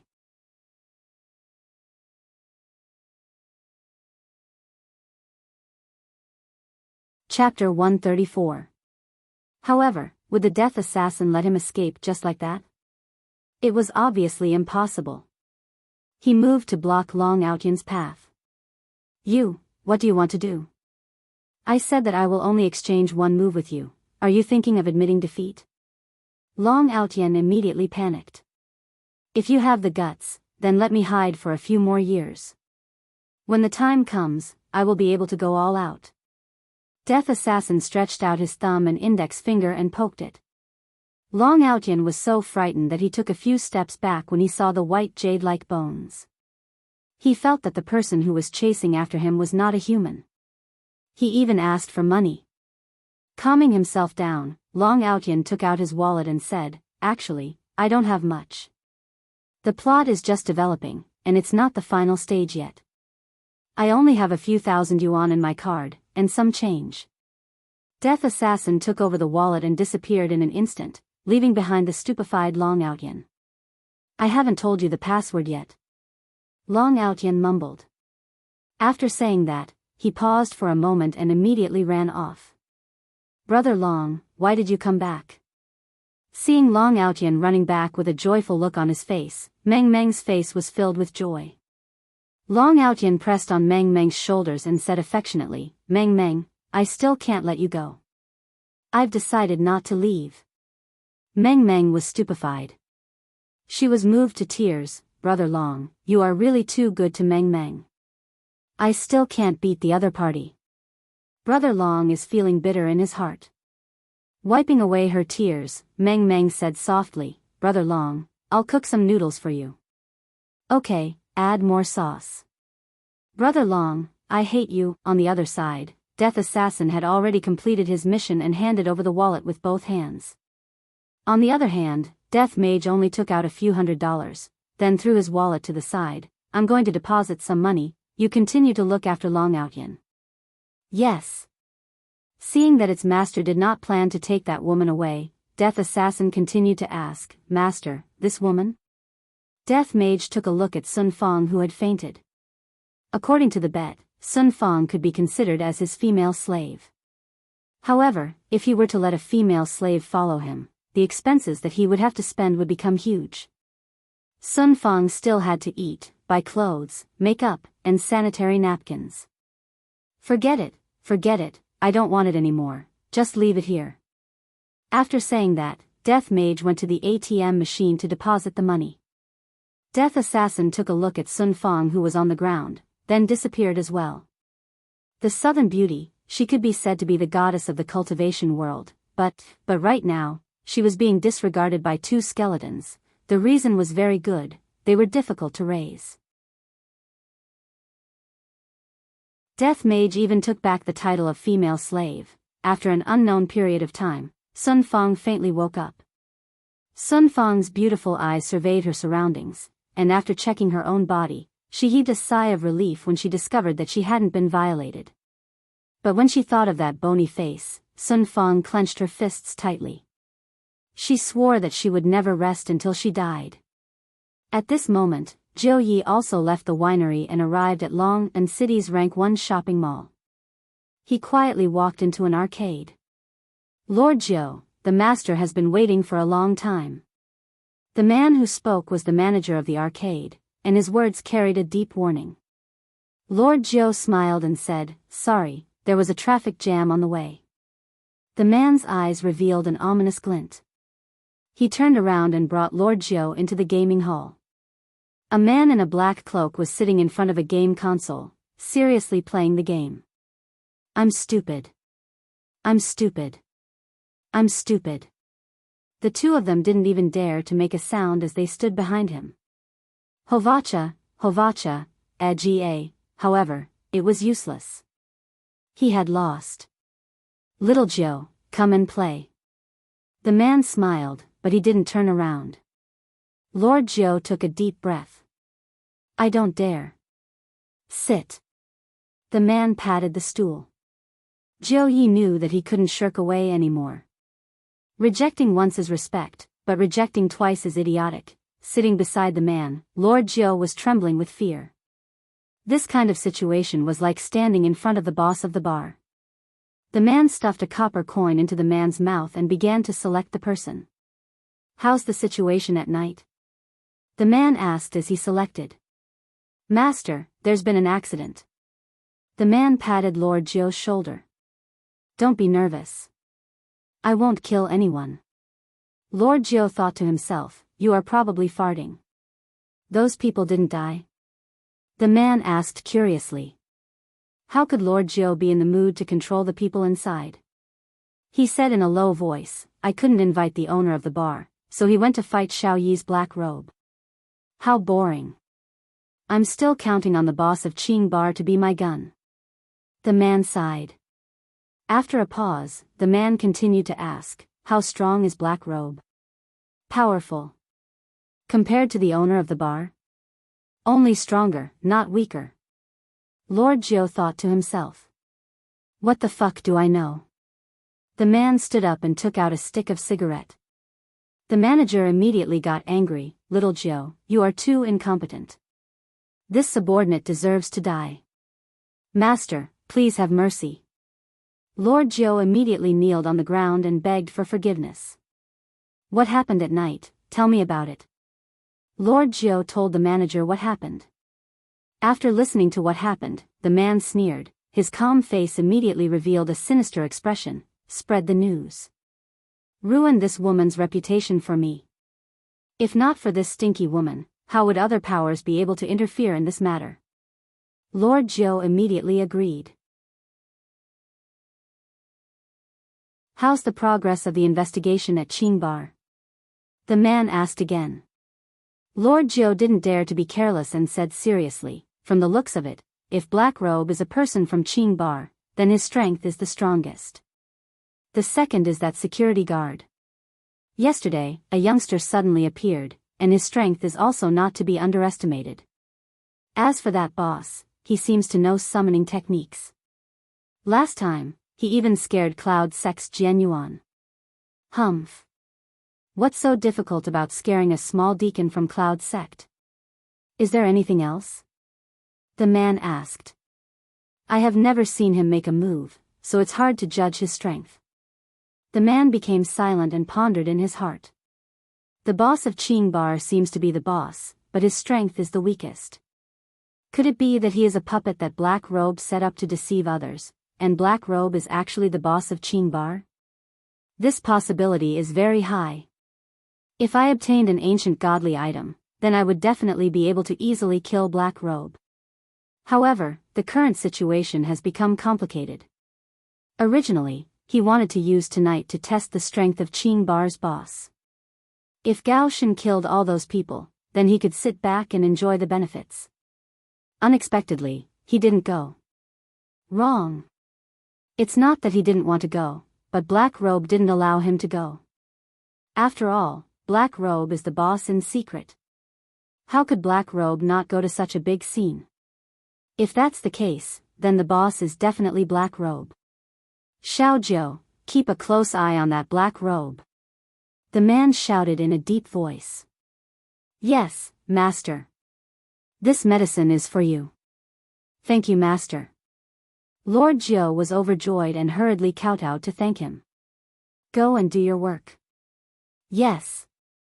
After Lord Jiu left, the man clenched his fist tightly and muttered, this game of chess has been played for 5 years, I cannot fail at the crucial moment.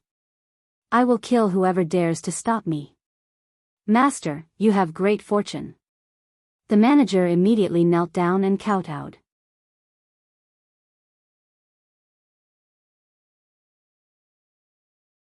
Chapter 135. Pay up. The hall downstairs began to be cleaned and closed. Wei Chang no longer wore a security uniform every day after work. He had learned to dress up. Uncle Wei, with a cheerful smile on her face, Tang Wei ran over and held onto Wei Chang's arm. Uncle Wei, hurry up and go on your date. Leave this to us. Yeah. Uncle Wei, you have to protect our store flower. The surrounding shop assistants jokingly shouted. Wei Chang patted Tang Wei's head and gently said, let's go. Tang Wei even laid her head on her sweetheart's shoulder. It was getting more and more difficult for her to leave him, and all she wanted to do was to be together with Uncle Wei. Wei Chang was very lovable, but the boss upstairs was very annoyed. Yihua sat on the sofa in the office.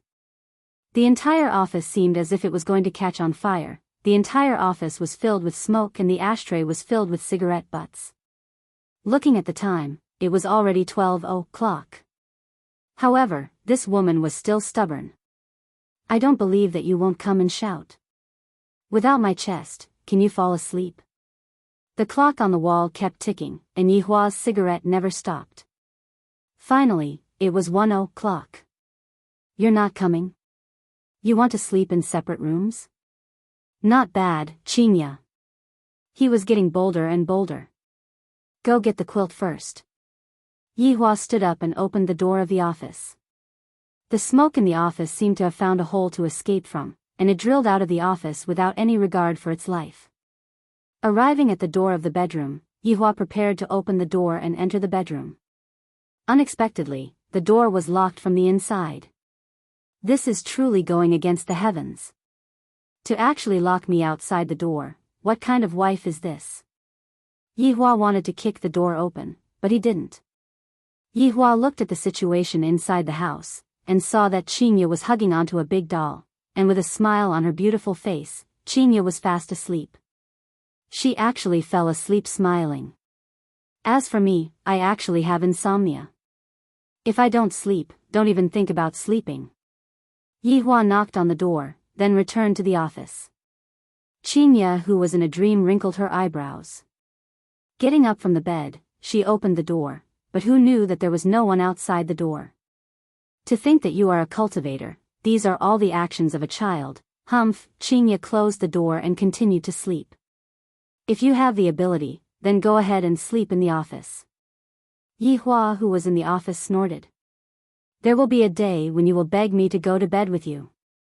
At that time, just watch how I will deal with you. What an arrogant woman. Yihua decided not to sleep tonight. I'm going to do something big tomorrow morning. Yihua turned on the television and continued watching Calabash Brothers saving Grandpa.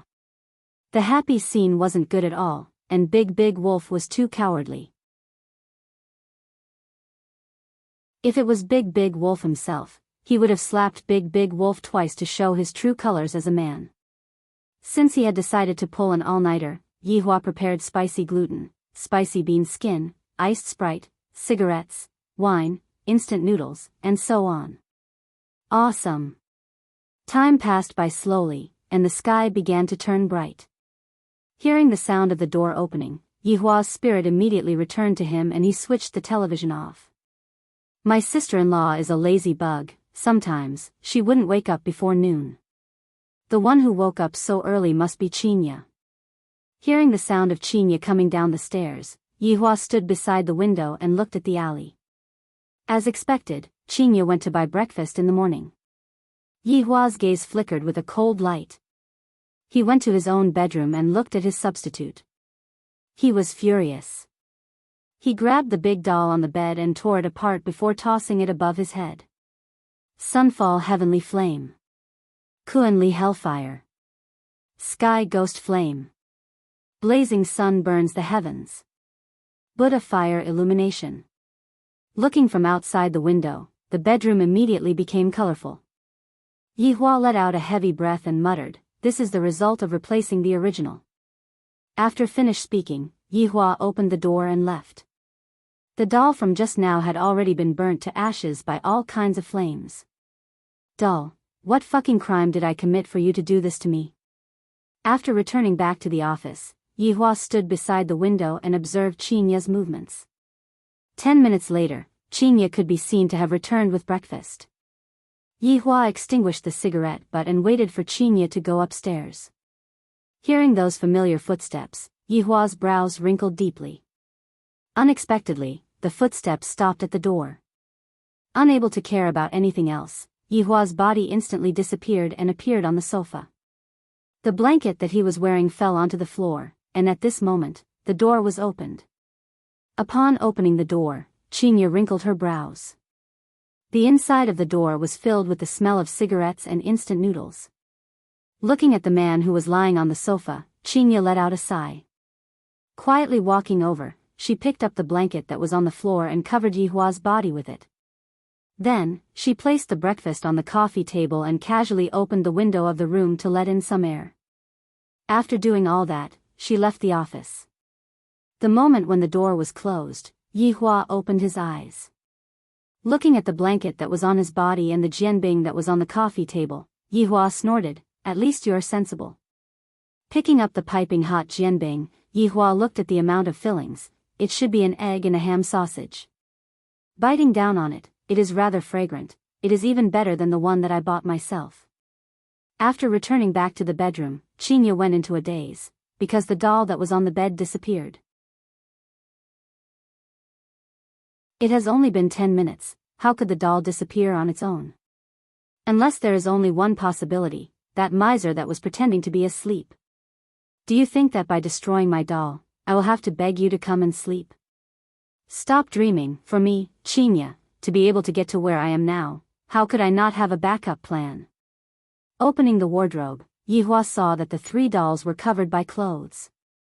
Yihua, seems like you are going to have to sleep in the office for a few more days. After finished speaking, Chinya laughed tenderly and even threw herself onto the bed while laughing loudly. Yihua is too cute to actually be so stingy. If I were to suddenly appear when he was destroying the corpses, I wonder what kind of expression he would have. Only until noon did Yihua go out and casually walked into the bedroom. Looking at Chinya, who was currently reading a book on the bed, he asked, "What are we eating for lunch?" "Anything." Chinya replied indifferently. Look at this attitude of his, he is simply looking for a beating. However, his performance in the morning was not bad. I will forget about it this time. I prepared some meat like the one that I prepared last time. Yihua said indifferently. From start to finish, his head was looking towards the other side, seemingly like he did not care about it at all. Chinya almost couldn't help but laugh out loud. Sometimes, this fellow can anger me half to death, but sometimes, he can amuse me to death. Look at that face of his that does not care about it at all. All right. Chinya replied indifferently. Yihua was only giving face to the Jianbing in the morning. If not, he wouldn't have given it to Chinya. Qin Yutong. Are you eating lunch? Yihua knocked on his sister-in-law's door and shouted. Qin Yutong's soft voice came from the inside. Don't call me when you guys are eating. The one who gets hurt is always me. Today, we are eating meat for lunch. Yihua added a sentence. Immediately, a hurried voice rang out from the inside, and the door was instantly opened. Qin Yutong had an excited look on her face. Brother-in-law, is that true? Yihua responded. Qin Yutong let out a cry and hugged onto Yihua like a koala bear. Get up. Your butt is itching, right? Qin Yutong immediately let go of Yihua. Brother-in-law, do you need my help? I can wash vegetables. Scram. Snort, snort, snort. At noon, Yihua prepared a high-class desolate banquet. On the surface, Chinya was cold and indifferent, but in her heart, she was extremely happy.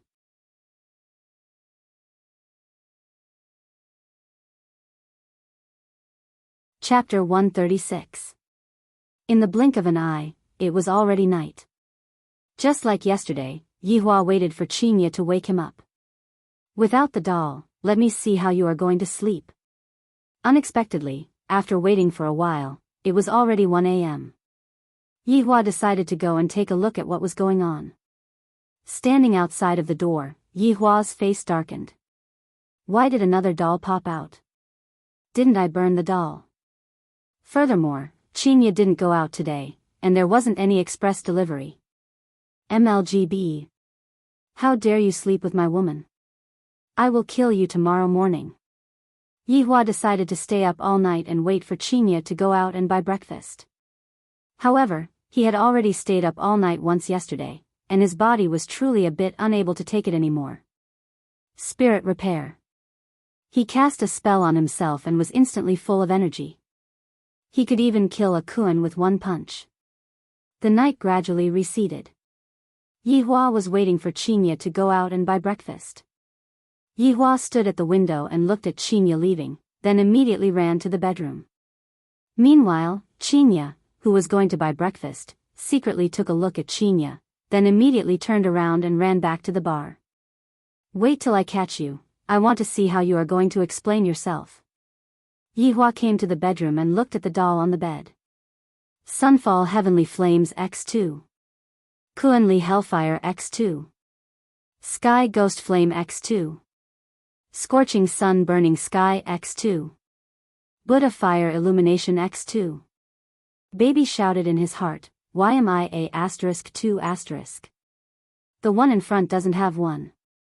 Hearing the sound of hurried footsteps coming from the entrance of the staircase, Yihua's body faded away, and coincidentally, the door was opened by Chinya. When Chinya saw that the doll on the bed disappeared again, Chinya laughed out of anger, this is simply the jealousy king of the cultivation world. However, Yihua had also become smarter. He knew that Qinya must have definitely bought a lot of things. At noon, Yihua sneakily ran into the bedroom again, and sure enough, he discovered that damned doll in the wardrobe. To think that the damned doll is actually hiding in the wardrobe, waiting to sleep with my woman. Sunfall Heavenly Flames x10. Kuan Fire *10. Sky Ghost Flame x10. Scorching Sun Burning Sky x10. Buddha Fire Illumination *10. Wawa, however, when night came, Qinya still did not come. Yihua was already on the verge of going berserk, and he really wanted to burn all of the dolls in the world. However, when he arrived at the bedroom and took a look, Qinya was not sleeping inside. Could it be? This woman was actually carrying her sister-in-law. I am going to burn my sister-in-law as well. Qinya, do you really think that I, the Supreme Overlord, can't do anything to you? Coming to the office, Yihua called Wei Chang and Lai Gu over. Your Honor. Your Honor. Yihua sat on the sofa, lit up a cigarette and said faintly, let's go out together the day after tomorrow. Wei Chang and Lai Gu's eyes lit up, and soon after, they said at the same time, we will solemnly obey your Honor's command. You two go make the arrangements. Wei Chang knew that this mission would definitely fall on him, and said softly, Master, where are we going? I can book a hotel. Who told you I'm going to stay in a hotel? Camping. That kind of tent. Yihua shouted out gravely. These two brains have returned to the past again, right? If he were to stay in a hotel, with so many rooms, wouldn't he still be able to sleep wherever Qinya wanted? Lai Gu was very depressed. He didn't say anything, but he was also implicated. Subordinate understands, but... Wei Chang stammered, he was too embarrassed to say it out. But what? Wei Chang swallowed his saliva and said nervously, Your Honor, in the past, subordinate was still alright when I was living alone, but recently, I got a girlfriend, and my expenses became bigger. Right now, even a mantu has to be eaten in 3 bites. Lai Gu had a look of disdain on his face. There is no one else who can be like you. Just like me, I have 3 female celebrities to support me, and my life is so free and easy. That's why I say, if you want to find a woman, you must find a woman who is rich, then live the life of a gigolo. It is very comfortable. Look at how His Honor is looking for rich people. Right now, the price of crayfish is at least 10 caddies. In the past, when did His Honor dare to be so extravagant? Looking at Wei Chang's depressed look, Lai Gu sighed. If you want money, look for Lai Gu. Yihua said coldly. Lai Gu's expression immediately collapsed and immediately said, Your Honor, subordinate is also poor. Hearing Lai Gu's words, Yihua and Wei Chang couldn't help but think back to the past. Every time Lai Gu was asked to fork out money, it was as if Lai Gu was asking for his life.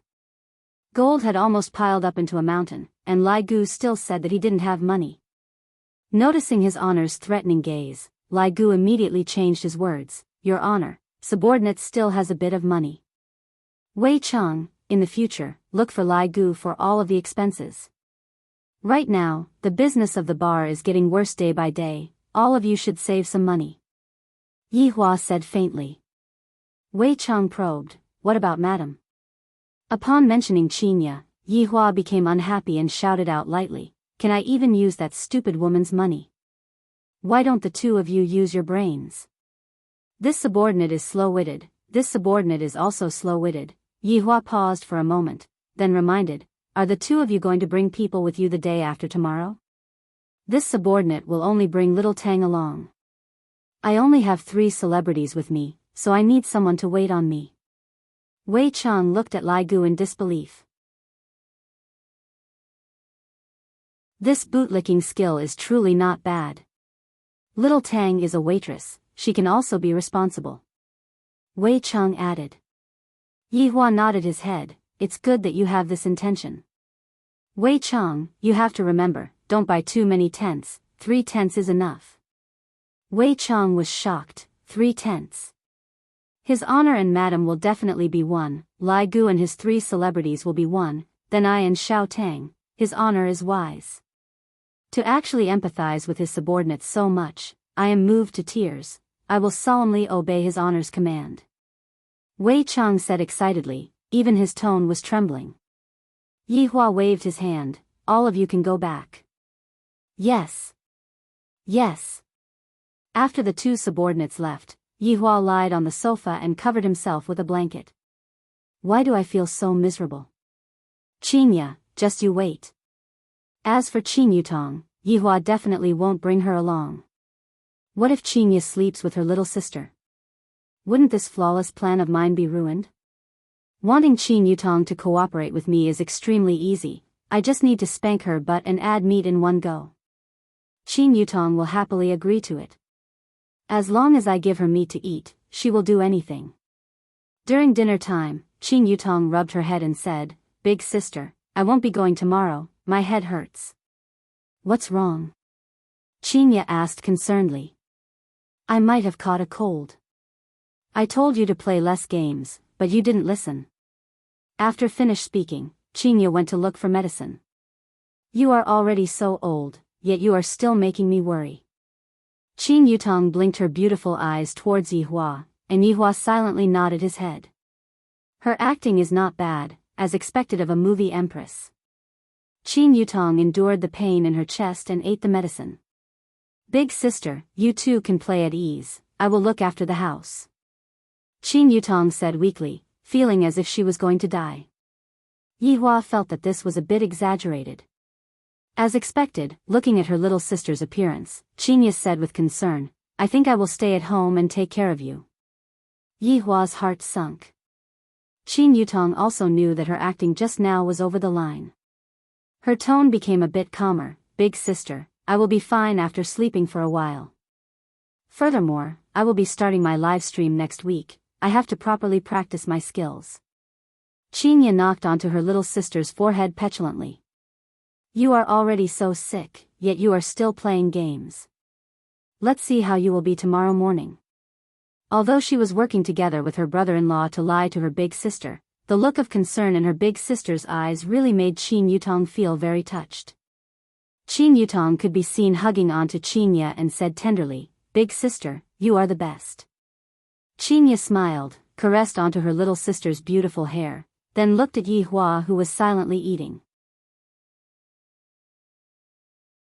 She discovered that ever since Yi Hua appeared, the relationship between her and her little sister had also become better, not like before.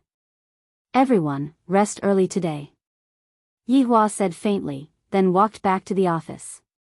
Qingya snorted coldly. Qing Yutong let out a breath, these 2 obviously wanted to die, but they just couldn't put down their face, why bother? Yi Hua who was lying on the sofa was in a very good mood, as if he could already see Qingya's expression of surrendering and then begging for forgiveness from him. Just thinking about that, Yi Hua laughed out. Dong, dong, dong. Come in. Wei Chang could be seen walking in with a weird expression. What's the matter?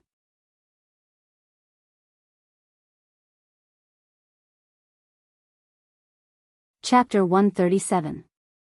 Yi Hua's brows immediately wrinkled, the woman is waiting for me. Her emotions are very unstable. Wei Chang was also confused. Could it be that his honor had gotten into a relationship with her outside? If the madam were to find out about this, it would be troublesome. Yi Hua snorted coldly. It wasn't like this kind of woman had never appeared before, I will deal with her how I dealt with her in the past, is there a need to tell me about this kind of thing? But this woman is different. Wei Chang said in a low voice. How is it different? Yi Hua asked gravely. Wei Chang said solemnly, Your Honor, you should go and take a look. Yi Hua let out a breath and glared at Wei Chang, you can't even handle such a small matter, did you become stupid from dating? Wei Chang didn't dare to make a sound. This really isn't the problem of dating, this is the problem of Your Honor. Yi Hua walked down the stairs. There was no one else in the hall, all the employees had left, and there was only a beautiful figure sitting there. The beautiful black hair hung down to her waist. Just this back view alone was enough to give Yi Hua a high score. Furthermore, there was a sword on the right hand of the woman. Meanwhile, she was currently drinking wine and seemed to be rather vexed. If it was the Yi Hua in the past, he would definitely go and strike up a conversation with the woman and then have a wonderful night with her. Thinking up to here, Yi Hua couldn't help but recall a past event. That woman seemed to be in the same state back then. Yi Hua gestured to Wei Chang, and Wei Chang nodded his head and walked forward. "Miss, our boss is here." The woman who was drinking wine slowly turned her head around and took a look at Yi Hua. Soon after, she started drinking again, and said, "He isn't your boss is a skeleton." Yi Hua was immediately startled. This woman actually saw through my true identity. Wei Chang walked over and said in a low voice, "Your Honor, isn't this strange?" Yi Hua nodded his head. "Seems like this woman doesn't come with good intentions. Let's get some information out of her first. How did she know that I am a skeleton?" "That's right, this woman is Sun Fang." Ever since she returned that night, Sun Fang heard all kinds of rumors, all kinds of versions. On the second day, it was as if the whole world knew that she was tainted by a skeleton. As the sect master of Cloud's sect, to be tainted by a skeleton. This is simply even more unbearable than being killed. Just yesterday, the rumor storm became even more shameless and despicable. A few elders of Cloud Martial School could no longer sit still. They begged Sun Fang to abdicate, otherwise, Cloud Martial School's 1,000 years of foundation would become a laughing stock for everyone. Sun Fang also knew the seriousness of the matter. She didn't blame the elders. Everyone was thinking for the sect. As for Sun Fang, she had left the Yun sect yesterday. She had left the home that she had lived in for a long time. In her heart, she had thought of committing suicide. However, Sun Fang was unwilling. Even if she had to die, she wanted to drag that skeleton down with her. His reputation and innocence had been completely destroyed by the skeleton. In this life, there was only one thing he wanted to do, and that was to kill that skeleton. Wei Chang pulled out the stool, and Yi Hua sat at the opposite of Sun Fang. He discovered that this woman was indeed beautiful, and her weak eyes seemed to have received a huge blow. "How did you know that I am a skeleton?" Yi Hua asked gravely, and his killing intent was revealed. Sun Fang was also a little dizzy from drinking too much. She misheard. She looked at the handsome guy in front of her and said, "Because I saw it. He's a skeleton. I want to kill him." Yi Hua and Wei Chang were both stupefied. What kind of plot is this? Wasn't he jumping way too fast? Why did you want to kill skeletons? Yi Hua asked curiously. Sun Fang's beautiful eyes turned cold, and a fierce aura burst out from her entire body, because it tainted my innocence. My only wish in this life is to kill it. The skeleton tainted the lady's innocence? Yi Hua couldn't help but curse out, F***K. Wei Chang was even more stupefied. He asked curiously, "Lady, may I ask, how did the skeleton taint your innocence?" Bang! A silver light flashed, and a sharp sword was placed on Wei Chang's neck. "If you dare to say another word, I will take your life." Sun Fang shouted out drunkenly, and the sword that she was holding onto in her hand was completely unsteady. Yi Hua shook his head towards Wei Chang. Wei Chang naturally understood what his honor meant. As an undead, to actually have such a scum of the same race, Yi Hua decided to get rid of this woman. This woman looks rather pitiful. Recently, I have become a good person. Do you still remember the characteristics of that skeleton? For example, weapons, and clothes? Yi Hua asked. Sun Fang's head was dizzy, and while swaying, she said intermittently, It likes to play with my phone, fish, it wears a black gown, and it has a big scythe. It doesn't know how to speak, and its mouth often makes GGG sounds." Hearing that, Yi Hua was confused. On the other hand, Wei Chang was stupefied. Isn't this the fucking death mage?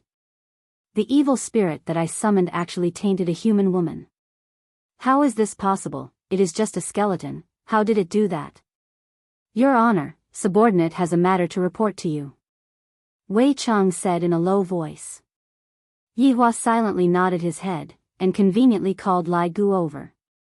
This damned skeleton is going to be stewed after I capture it.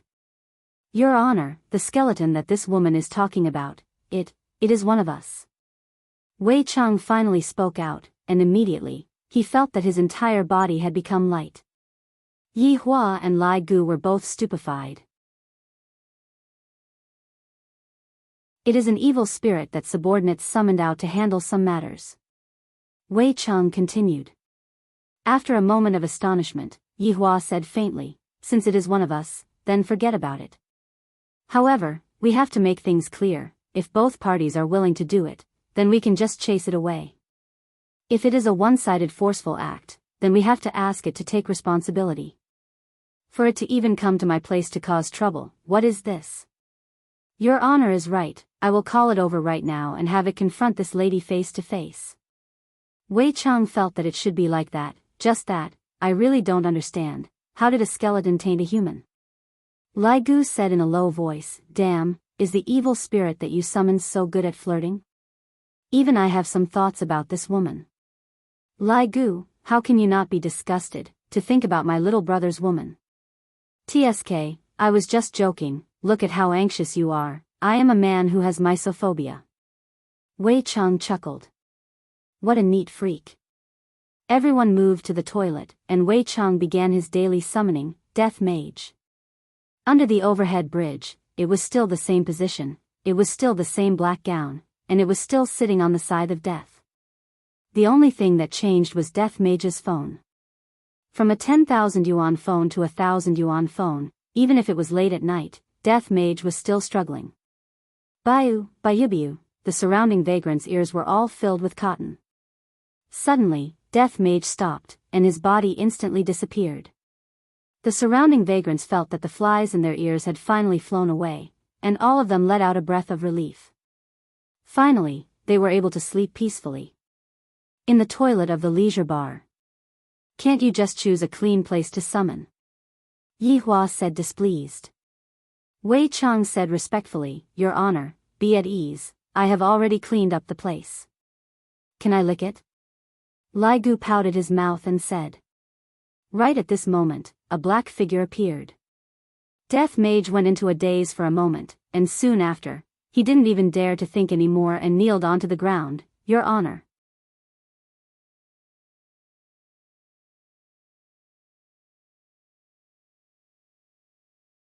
Chapter 138. Death Mage stood up while trembling. This is my first time seeing His Honor's face, I am really too lucky.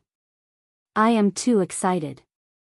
We are both undead, but His Honor is so outstanding, I am left in the dust, left in the dust. Lai Gu grinned, little skeleton, you are not bad, your luck with women is not bad. Death Mage lowered his head, not daring to make any unnecessary movements and not daring to speak casually. Yi Hua said faintly, come out and take a look. Everyone walked out of the toilet. Do you know that woman? Yi Hua asked gravely. Death Mage did not dare to be negligent, Your Honor, I know her. She said that you have tainted her innocence, is that true? Yi Hua continued to ask. Death Mage went into a daze. Tainted her innocence? How? With my fingers? Your Honor, this is purely framing subordinate, I hope that Your Honor can return subordinate's innocence. Subordinate's innocence cannot be tainted by a woman. Death Mage immediately kowtowed. This woman is too shameless, to actually complain about me in front of His Honor. Isn't it just removing your title as a female slave? To actually make such a big fuss in front of His Honor. Hateful humans. If I had known earlier, I wouldn't have made the bet. I lost again. Yi Hua took out a cigarette, and Lai Gu immediately got angry. Lai Gu breathed out a mouthful of smoke. Do you dare to say it clearly to her face? Subordinate dares. Death Mage said gravely. All right, we will be witnesses then. If you dare to lie to me, you should know what will happen to you. Yi Hua said faintly. His words contained a majestic might, causing Death Mage to not dare to make any small movements. Subordinate understands, subordinate will confront this woman right now. Death Mage was rather angry as well. I didn't kill this woman, and yet, this woman actually came to disturb his honor's cultivation. Luckily, his honor didn't blame me. If not, even if I were to die 10,000 times, I wouldn't be able to absolve myself from the blame. Damn, this subordinate of yours is not bad. This show is definitely going to be fun to watch. Lai Gu said softly at the side. Wei Chang let out a sigh. How can my subordinate possibly get close to a woman? It is completely impossible.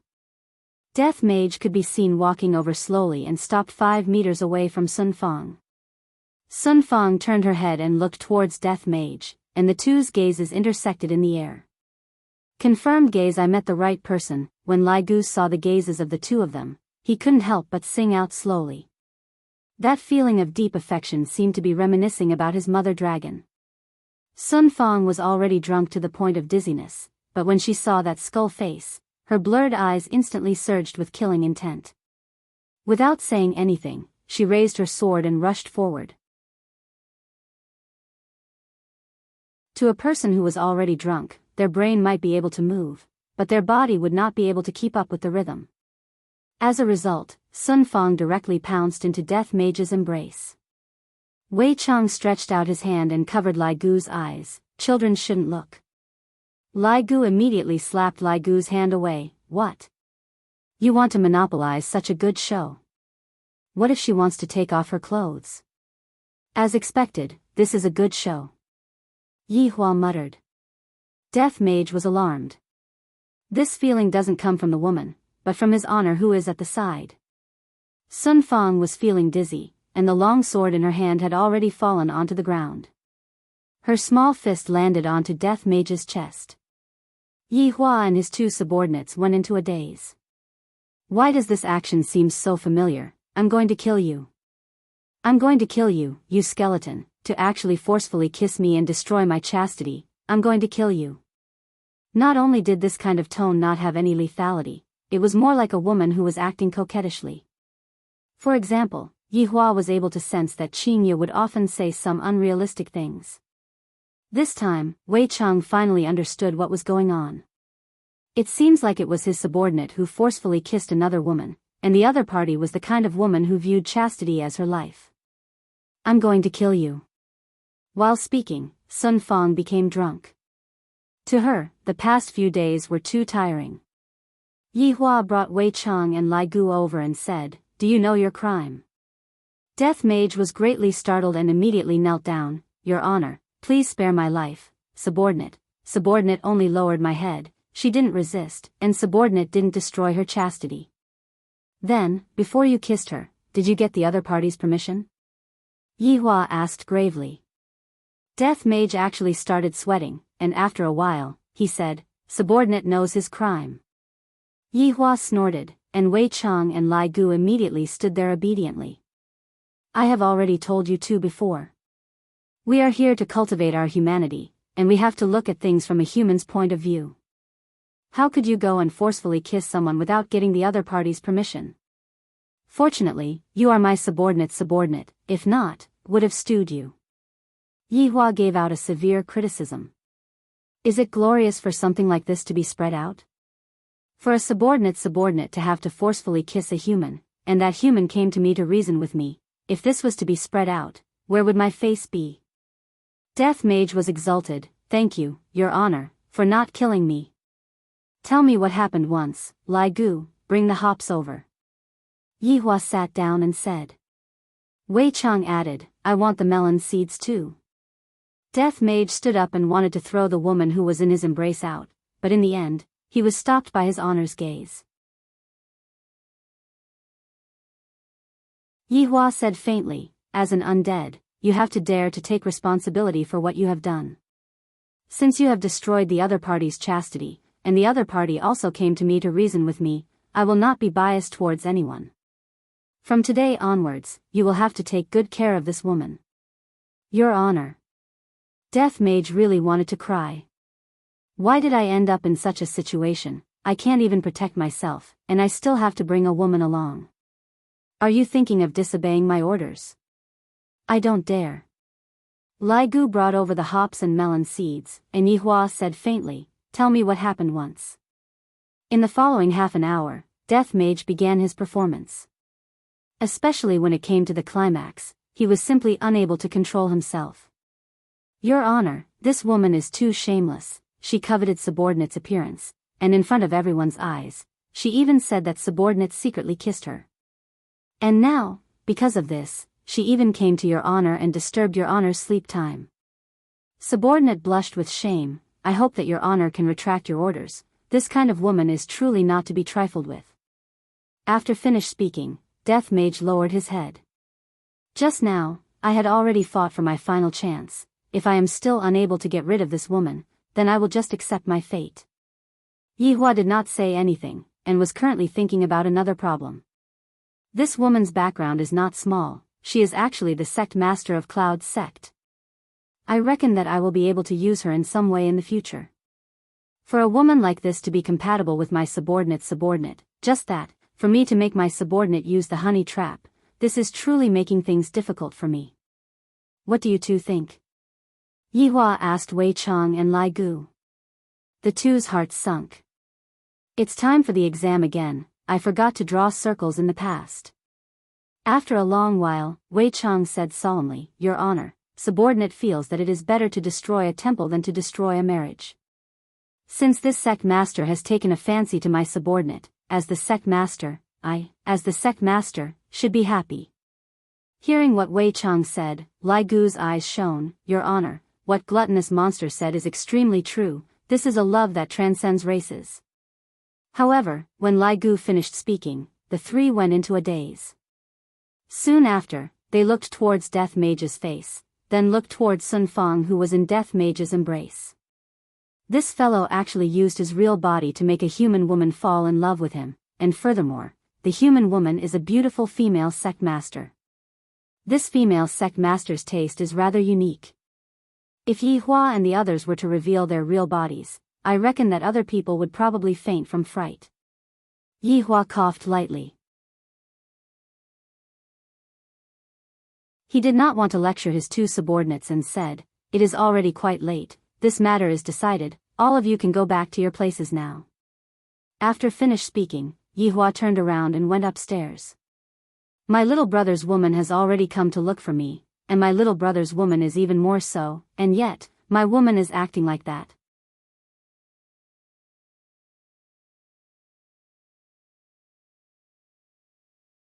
Chapter 139. Death Mage hugged onto Sun Fang, who was in his embrace, and he even had the heart to die as he shouted out lightly, "Master, since his honor has spoken, you should just treat this human well." After Wei Chang finished speaking, he stepped into the black void. Lai Gu smiled and patted on Death Mage's shoulder. "If you don't want it, you can give it to me." Death Mage was very straightforward as he stretched out both of his hands. Lai Gu was startled. His honor is from the undead race as well, and this undead race sure is straightforward. "Brat, it is better for you to keep it for yourself." After finished speaking, Lai Gu disappeared, leaving behind Death Mage, who had a depressed look on his face. Looking at the woman in his arms, the corners of her eyes were still wet. Even though she was drunk, her brows were still tightly knitted. Death Mage let out a heavy sigh. "If I knew that it would be like this, I wouldn't have revoked her identity as a female slave." Listening to his honor's words, "I still have to treat her well. How is it possible that I don't even have money to play games, and I still have to raise a woman? What kind of joke is this?" Death Mage also disappeared from the leisure bar. As for where he went, it was naturally under the heavenly bridge. The only difference was that he had to carry a woman while fishing, and the surrounding vagrants were suffering unspeakably. The next day, Yihua woke up very early in the morning and looked at the weather outside. The weather was warm and sunny. The weather was the most suitable for traveling. When he thought of his meticulous plan, the corners of his mouth unconsciously curled up. After washing up, Yihua woke up Qinya, who was sleeping in his sister-in-law's room. Qin Yutong naturally had to pretend that she had recovered from her illness. This way, Qinya would be able to go to Yihua's room with peace of mind. Qinya had prepared some clothes, and while wearing a big round hat to block the sun, Qinya looked very comfortable. Right now, even if Qinya didn't have any noble clothes on, Qinya was still able to show off her nobility. Yi Hua was very satisfied with Qinya's change. This is the temperament that his honor's wife should have. Yi Hua, where are we going? Qinya asked faintly, and her tone was still the same, neither warm nor angry. Yi Hua said indifferently, you will know once you get there. This guy, he wanted to give me a surprise but he was still sneaky. Do you think I don't know what you're thinking? Little sister must have been bribed by you. At this moment, Wei Chang and Lai Gu were already waiting downstairs. Beside them, there were 4 women who were dressed in maid attire, and they were acting as the service personnel for this trip. Among them were Wei Chang's girlfriend, Tang Wei, and Lai Gu's 3 big celebrities, Yi, Wen Xia, and Bai Xiaozhen. It must be said that Wei Chang and Lai Gu's eyesight was very good. These 4 women could be considered as top-notch beauties, especially after they ate the golden delicate crane. Their appearance became even more beautiful. Looking at his subordinates' women, Yi Hua couldn't help but nod his head. I will be able to bring them out. As for whether or not they will be able to gain face, that will have to depend on how well they teach them. When Qinya saw these 4 women, she was a bit stupefied. Why are all of them wearing maid attire? All kinds of black silk, all kinds of lace, all kinds of visual allure. Although their expressions were filled with respect, Qinya still felt that it was strange.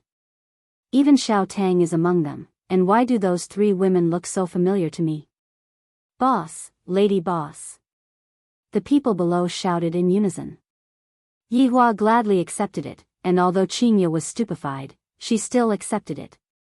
Those 3 celebrities are my subordinates' women. Yi Hua added, lest the jealous king beside him took the opportunity to make a fuss. Qinya snorted. Today is a rare opportunity. I and my subordinate have not gone out together for a very long time. As for why I am bringing them out, firstly, they can do odd jobs, and secondly, they also need to go on a date. Yi Hua said faintly. Qinya didn't believe him. Are all you cultivators like this when you go out? Do you feel that they have become our big light bulb? If you want, we can go to the world of just the 2 of us. Yi Hua said softly beside Qinya's ear. Towards Yi Hua's teasing, Qinya pinched Yi Hua harshly, then rolled her eyes at Yi Hua and walked forward. Yi Hua laughed lightly. Women, they always say one thing but mean another. The 4 women who were acting as maids immediately took over the small box from Qinya's hands, and their expressions were incomparably respectful. Yi Hua, Wei Chang, and Lai Gu walked at the back. Are there any abnormalities with your women? Yi Hua asked faintly.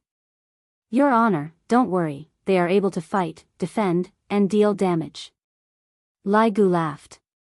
Wei Chang laughed lightly. Right now, Xiao Tang is still not proficient in controlling her strength. Subordinate will let her practice diligently in the future. The 2 of you have done well. In the future, there will definitely be more people that will be needed. For now, train properly. Yes. Yes. Outside of the bar, 2 top-end Cayennes were parked. This time, Qinya finally did not have to be the chauffeur and sat at the back with Yi Hua. Wei Chang was the chauffeur, Lai Gu sat at the front passenger seat, and the 4 maids sat in the second car. Yi Hua didn't say where they were going, but Wei Chang knew where they were going. Playing was a part of it, causing trouble was also a part of it, and killing was also a part of it. After Lai Gu got onto the car, he sent a message to his women, telling them to go and clear the bar first, to prevent anyone from disturbing his honor's mood. After receiving the message, Lai Gu said to Wen Xia who was beside him, Gu Gu told us to go and clear the bar first. Wen Xia was the only one who had short hair out of the 4 women. She was filled with a heroic spirit, and even gave people a kind of feeling of handsomeness. Of course, it was the kind of handsomeness that belonged to women, and her figure belonged to the fiery type. Lai Gu was very fond of this type. The one who was sitting behind Wen Xia was called Bai Xiaozhen. She belonged to the cute type of beauty. Her oval face looked very comfortable, and her bashful look couldn't help but make people feel tender towards her.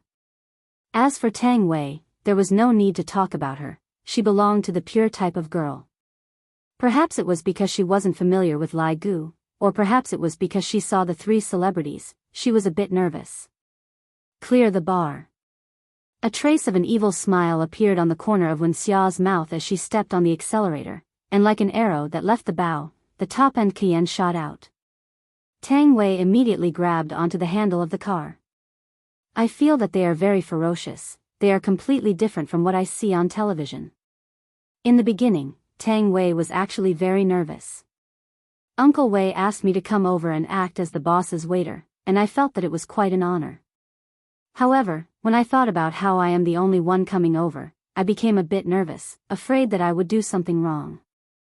After hearing that there were 3 more celebrities, Tang Wei immediately let out a sigh of relief. When she saw the 3 celebrities that came over this morning, Tang Wei was very surprised. They are actually the popular actresses. I even secretly asked Uncle Wei, and in the end, those 3 actresses are actually Uncle Wei's friends' women. I am about to get dizzy. However, looking at their expressions, they are even more nervous than me. Hello, I am Bai Xiaojun, nice to meet you. Just when Tang Wei was thinking blindly, Bai Xiaojun, who was at the side, took the initiative to greet Tang Wei, and with a blush on her small face, Tang Wei cried out in surprise. Soon after, she held on to Bai Xiaojun's delicate hand and said, "Hello, I am Tang Wei. From what I heard from Gu Gu, you are Uncle Wei's girlfriend?" Bai Xiaojun's voice was a bit low. Even if she was talking to a girl, she would still be shy and lower her head. However, it was precisely because of this that Bai Xiaojun gained countless fans in the entertainment circle. Every time a male fan saw that shy look on Bai Xiaojun's face, Bai Xiaojun would instantly earn a few hundred million.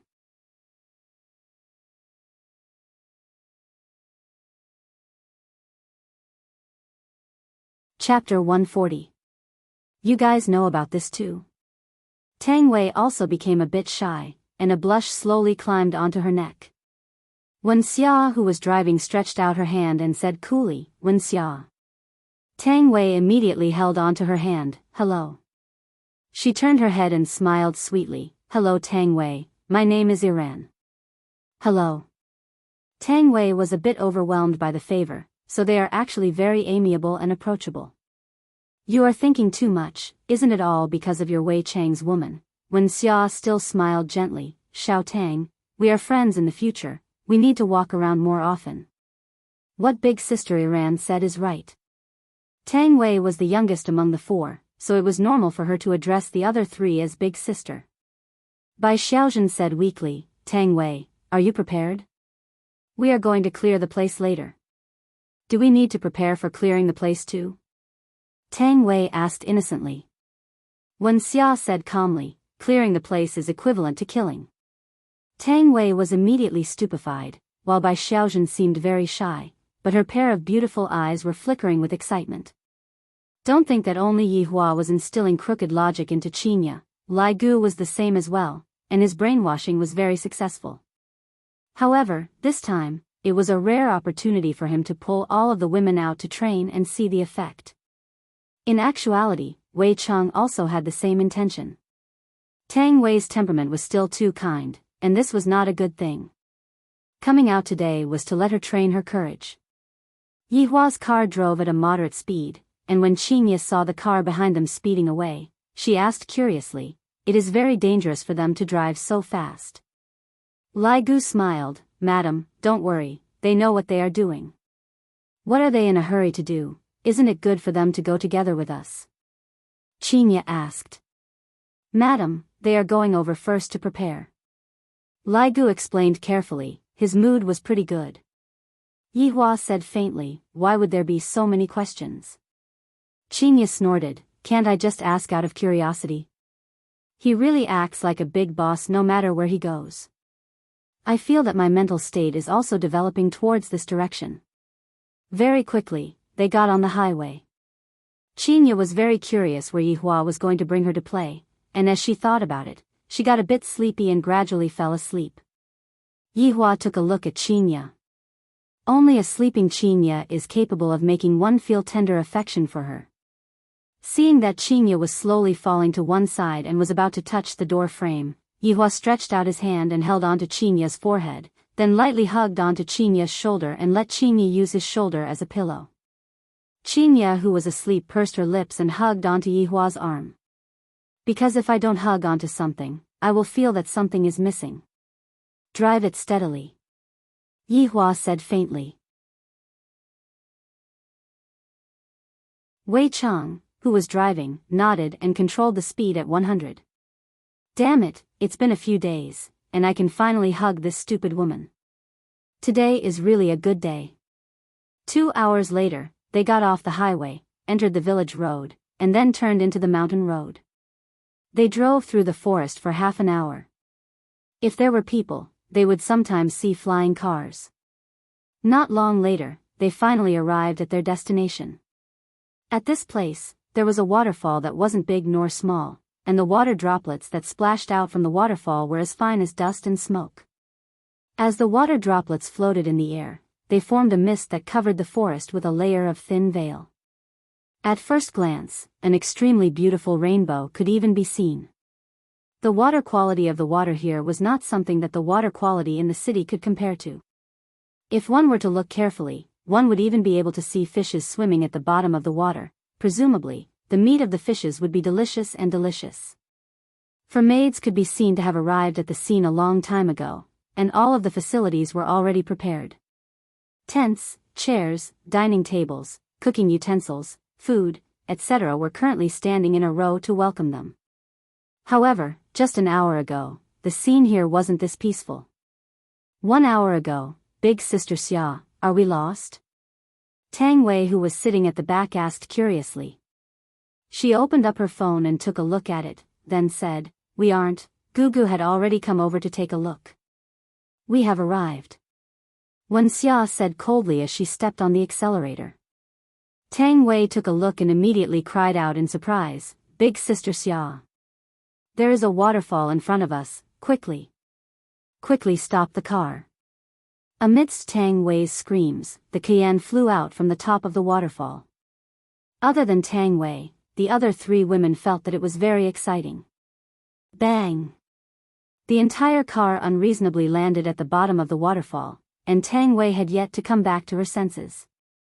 Bai Ji still smiled. "Everyone, prepare yourselves and strive to perform well in front of the boss. Don't make things difficult for Gugu."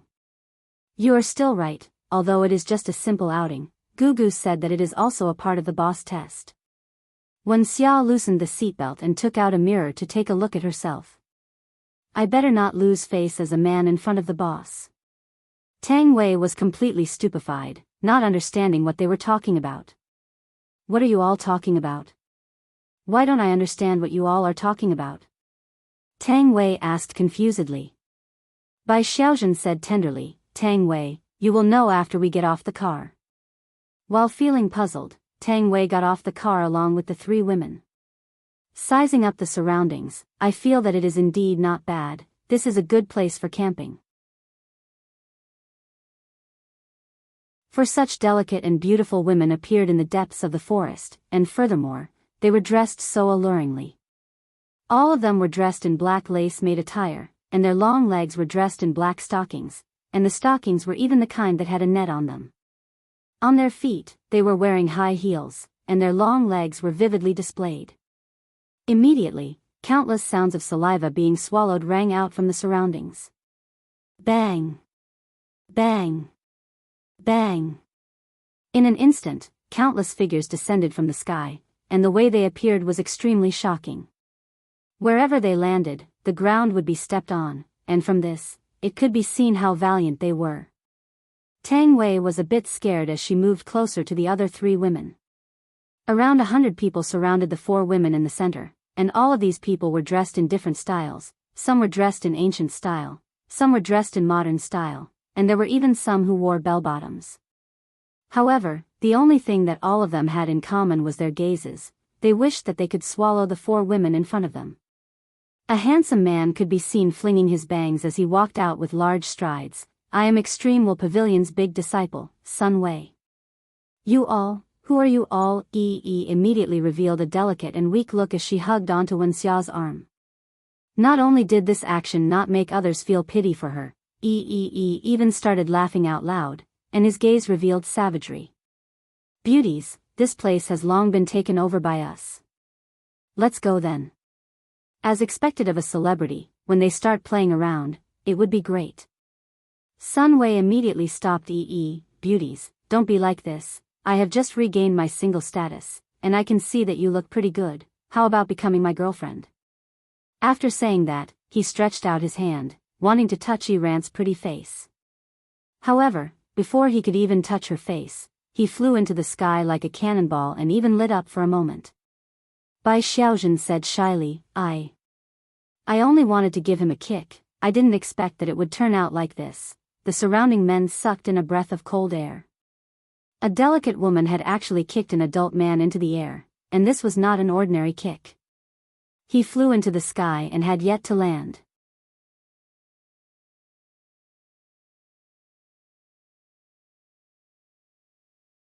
Chapter 141. She still maintained her weak expression and said indifferently, each of you take one direction, the boss is coming soon, hurry up. When Xia and Bai Xiaojun nodded, Tang Wei was still panicking. When she appeared again, her slender legs were on top of a man's forehead, the high heels on her feet had pierced through the man's skull, blood flowed out from the heels. The man's eyes were filled with shock, but he could not help but look down. He immediately felt that he died with grievance. She was actually wearing safety pants. Screams suddenly sounded, the small valley was filled with wails, the clear water turned bright red. Tang Wei looked at the man in front of her with a sinister expression. She continuously retreated until she leaned against the car door. Die. The man raised his butcher knife, as if he had already seen the beauty being cut into two. Tang Wei was very nervous, but she also knew to resist. She grabbed the man's arm and flung it. Maybe because she used too much strength, she did not throw the man out, but her arm was forcibly torn off.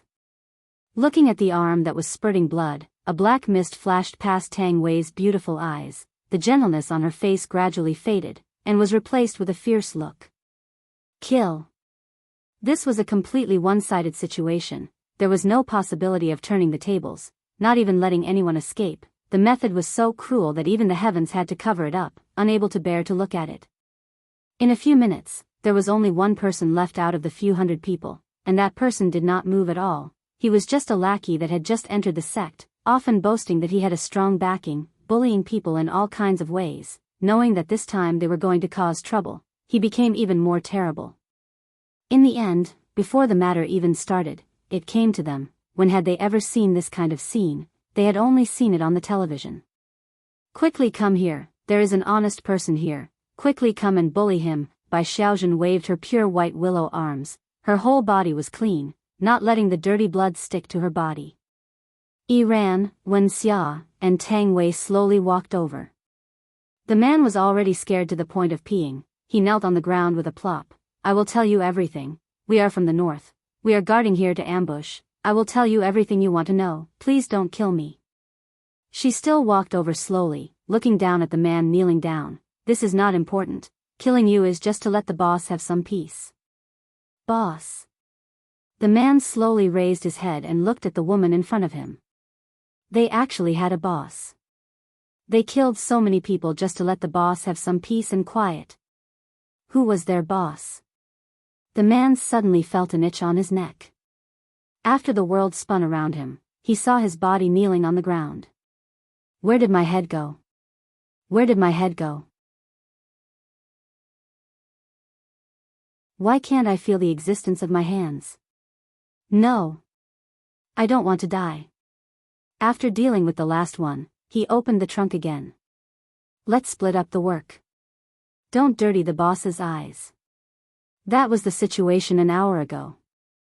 Get up. Yihua called out lightly. Sob, sob, sob. Yihua sighed helplessly. However, when Qinya let out such a tender moan, Yihua felt his heart itching. Have we arrived? Qinya opened her hazy beautiful eyes, and suddenly discovered that she was currently hugging onto Yihua. Qinya immediately let go of Yihua. Yihua snorted coldly. What, are you going to let go after hugging me enough? It's not like I wanted to hug you on purpose. Qinya said in a low voice, then opened the door and got off the car, not giving Yihua the chance to flip out. A slight smile appeared on Yihua's face. Your Honor, seems like the madam is still unable to escape from your palms. Wei Chang calmed down and said with a slight smile. Yi Hua snorted lightly, she will never be able to escape from my palms in this lifetime. Lai Gu quickly took out a small notebook and recorded down his honor's golden words, then tell them to his women. Wouldn't that make them feel extremely touched? Then, just thinking about all kinds of services made me feel extremely happy. After getting off the car, Yi Hua smelled a familiar smell of blood. Taking a deep breath, I feel great. Boss. The 4 women shouted out tenderly. Yi Hua nodded his head and said faintly, you have done well. Thank you for your praise, boss. The 4 women slightly bowed their bodies and shouted out. Meanwhile, Qinya was currently playing with rocks not far away. Qinya appeared to be indifferent, but she would observe Yi Hua from time to time. Seeing Qinya's adorable actions, Yi Hua walked over. Even the boss is praising you all, not bad. Lai Gu walked forward and hooked onto Bai Xiaozhen's chin. Bai Xiaozhen shyly lowered her head. Wenxia, give me a smile. Lai Gu stretched out his hand and slapped onto Bai Xiaozhen's head. Wenxia, who had been cold the entire time, revealed a bashful look, annoying, haha. While they were whispering sweet nothings to each other, Tang Wei directly threw herself into Wei Chang's embrace. Gently caressing the woman in his arms, Wei Chang said softly, are you used to it? Yes, it's all right. From an obedient school belle, Tang Wei gradually turned into a female-killing god. The 3 celebrities were also the same. In the past, they did not even dare to think that they would have such a day. Bad guy training school? Do you want to know about it? Yi Hua walked to Qinya's side and said faintly, you drooled just now again. Qinya took a glance at Yi Hua's shoulder. There is nothing there, liar. Don't look, I wiped it off. Humph. Pay attention to your image. With so many subordinates looking at you, you have to act like a wife. Yi Hua said, then walked towards Wei Chang and the others. Qinya stomped her feet and threw out a small stone. This scoundrel is actually starting to educate me again. Doesn't he know that we are in a cold war? However, what Yi Hua said was still reasonable. As a madam, she had to act like a madam and not let her subordinates look down on her. I'll give him some face today. After finished speaking, Qinya's aura changed and she slowly walked over. Yi Hua said to Wei Chang and Lai Gu, look, as long as I play a few tricks, she will immediately surrender. Your honor is wise and resourceful, subordinate admires you. Wei Chang said fearfully. Seems like in the future, if I encounter any relationship problems, I can look for his honor to resolve them. Your honor is formidable. Lai Gu was filled with admiration. His honor is becoming more and more intelligent, he is no longer as simple-minded as he was in the past. In order to show his authority, Yi Hua waved his hand towards Qinya. Qinya pouted her mouth, then walked over. Yi Hua felt very comfortable in his heart. This is just the beginning, that's all. Of course, a barbecue was necessary for camping. All of these things have already been prepared. As the 4 maids for today, their mission was to take care of everyone's food and drinks. Yi Hua sat at the side of the water and started fishing. Accompanying him was naturally Wei Chang and Lai Gu. Wei Chang was still alright, but Lai Gu had an impatient look on his face. Because not a single fish took the bait, he was about to explode from anger. Qinya lay on the bench and would occasionally peel some fruits for Yi Hua. This could be counted as giving Yi Hua a bit of face to prevent him from throwing a tantrum.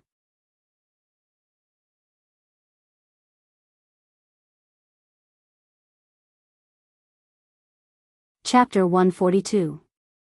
Lai Gu swung his fishing rod again. Boss, my fish isn't coming up, is it because the bait has expired? You are the one that has expired. Wei Chang teased.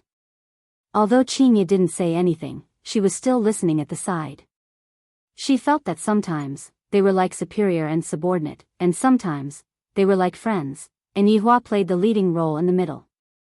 She felt that this man had a whole body of secrets that he just didn't want to tell her.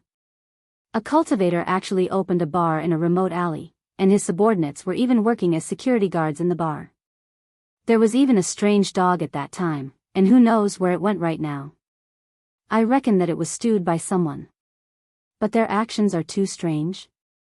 Could it be that Yi Hua is hiding from some enemy, and that's why he is hiding like this? No matter if it is television or novels, they all say that the weak are prey to the strong in the cultivation world. If Yi Hua is really hiding from his enemy, what should I do? Why don't I go abroad together, and if it really doesn't work, I can just hide in the mountains. This way, Yi Hua's enemy won't be able to find him. Qingye instantly planned out countless escape plans in her mind. Her originally good mood was completely gone, and her heart was filled with worry. Looking at the ordinary Yi Hua, that relaxed look of his, is he faking it for me to see? This scoundrel is really hiding everything from me. Doesn't he know that we are already husband and wife? If there are difficulties, we should face them together. What a male chauvinist. Although I don't have any abilities, at least my brain is enough, and I am also very rich. I definitely have enough funds to escape, and I definitely won't starve. Yi Hua, who was fishing completely, didn't know what Qingye was thinking in her little head. If he knew, he would definitely smack her head. Am I the kind of person who is hiding from my enemy? If I really want to bring out my enemy, it would be those overlords. It's good to find them, I don't have to look for them myself. Yi Hua stretched out his hand. Qingye picked up the orange and placed it in Yi Hua's hand, then snorted and looked at the other side. Looking at Qingye's angry look, Yi Hua couldn't understand. The speed at which this woman's face changes is faster than flipping a book. Boss, looking at the situation, I'm afraid that it will break out from the ground tonight. Wei Cheng placed the fish that he caught into the bucket and said lightly. Yi Hua nodded his head, he didn't put it in his heart at all. Lai Gu didn't have the mood to fish at all and said softly, Boss, let me go and do something. If your balls are in pain, then go and find your woman. Yi Hua silently lit up a stick of cigarette. Understood. Lai Gu immediately put down the fishing rod in his hand, then turned around and walked towards his woman. After that, he pulled Wen Xia, who had a bashful look, and ran into the forest. Meanwhile, Tang Wei, who was chopping vegetables, had a look of curiosity on her face. Qingye snorted coldly. What kind of subordinate will have what kind of boss? Since subordinates are frivolous by nature, the boss will definitely not be any better. Thinking back to the time when I met Yi Hua just now, he was flirting with a good girl. Boss, are we really not going to do anything this time? Wei Cheng asked curiously. Yi Hua took a puff of his cigarette and stared at the water. Do you still remember the question that I asked you yesterday? Problem? That subordinate of yours. Yi Hua reminded. Wei Cheng recalled what his honor meant, but he still didn't understand what his honor meant. Your subordinate is slow-witted. Flicking away the cigarette ash, Yi Hua said calmly, according to the words of the humans, we are not part of their circle. However, it is different now, we have their people.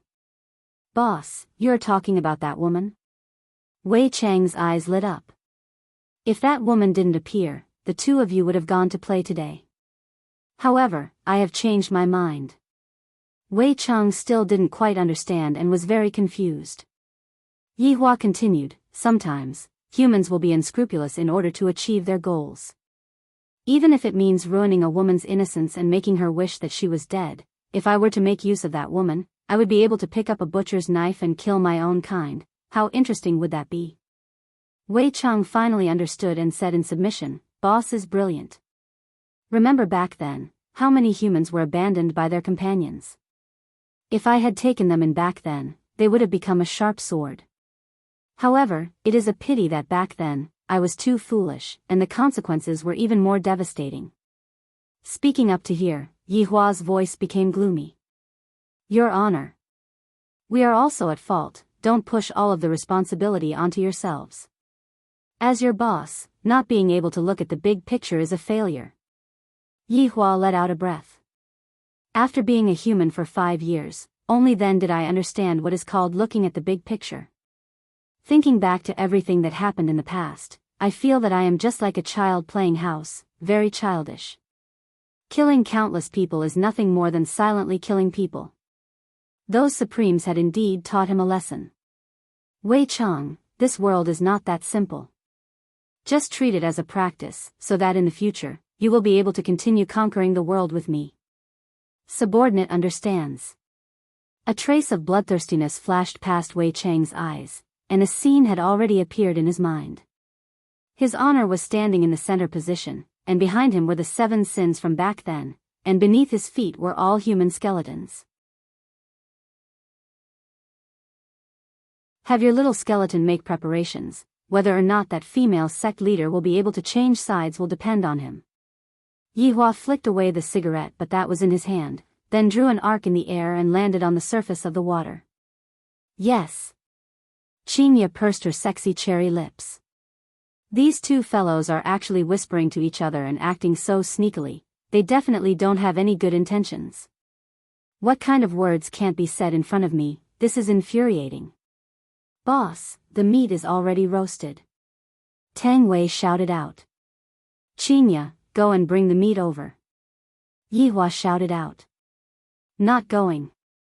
Yo, watch how I am going to take care of you tonight. Unexpectedly, Qingya went back into the tent while panting with rage.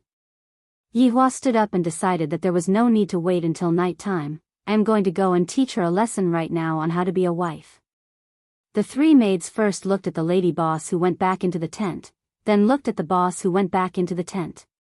Immediately, they thought of something and their faces became slightly red. The relationship between the boss and the lady boss sure is good. Tang Wei secretly took a look at Uncle Wei, and upon discovering that Uncle Wei was also looking at her, Tang Wei immediately lowered her head. There are only 3 tents today, I definitely have to be together with Uncle Wei. Upon thinking about this, Tang Wei's heart started thumping. Seeing Tang Wei's shy look, and the way she dressed up today, Wei Chang's gradually aging heart slowly recovered. However, before that, I still have to complete the task that his honor had given me. Death Mage. Wei Chang did not summon Death Mage, rather, he was merely sending a message over a long distance. Death Mage. Wei Chang called out once again. Why is there no response? Death Mage. Cough, cough, cough, Master. You woman, don't come over. Master, sorry, please wait a moment. Death Mage's tone was very panicked. Wei Chang let out a breath. After quite a while, Death Mage replied, Master, I have knocked that woman unconscious, no one will disturb our conversation anymore. N? Ah. Who allowed you to knock her unconscious? Wei Chang was puzzled, and soon after, he was greatly startled. Master? His honor gave you a new task. Wei Chang said gravely. Death Mage's eyes flickered with red light. His honor finally gave me a task. It is definitely that kind of bloody and violent task. Subordinate will not hesitate to risk my life. Very good. His honor's task is to make that human woman fall madly in love with you. Wei Chang felt that this was exactly what his honor meant.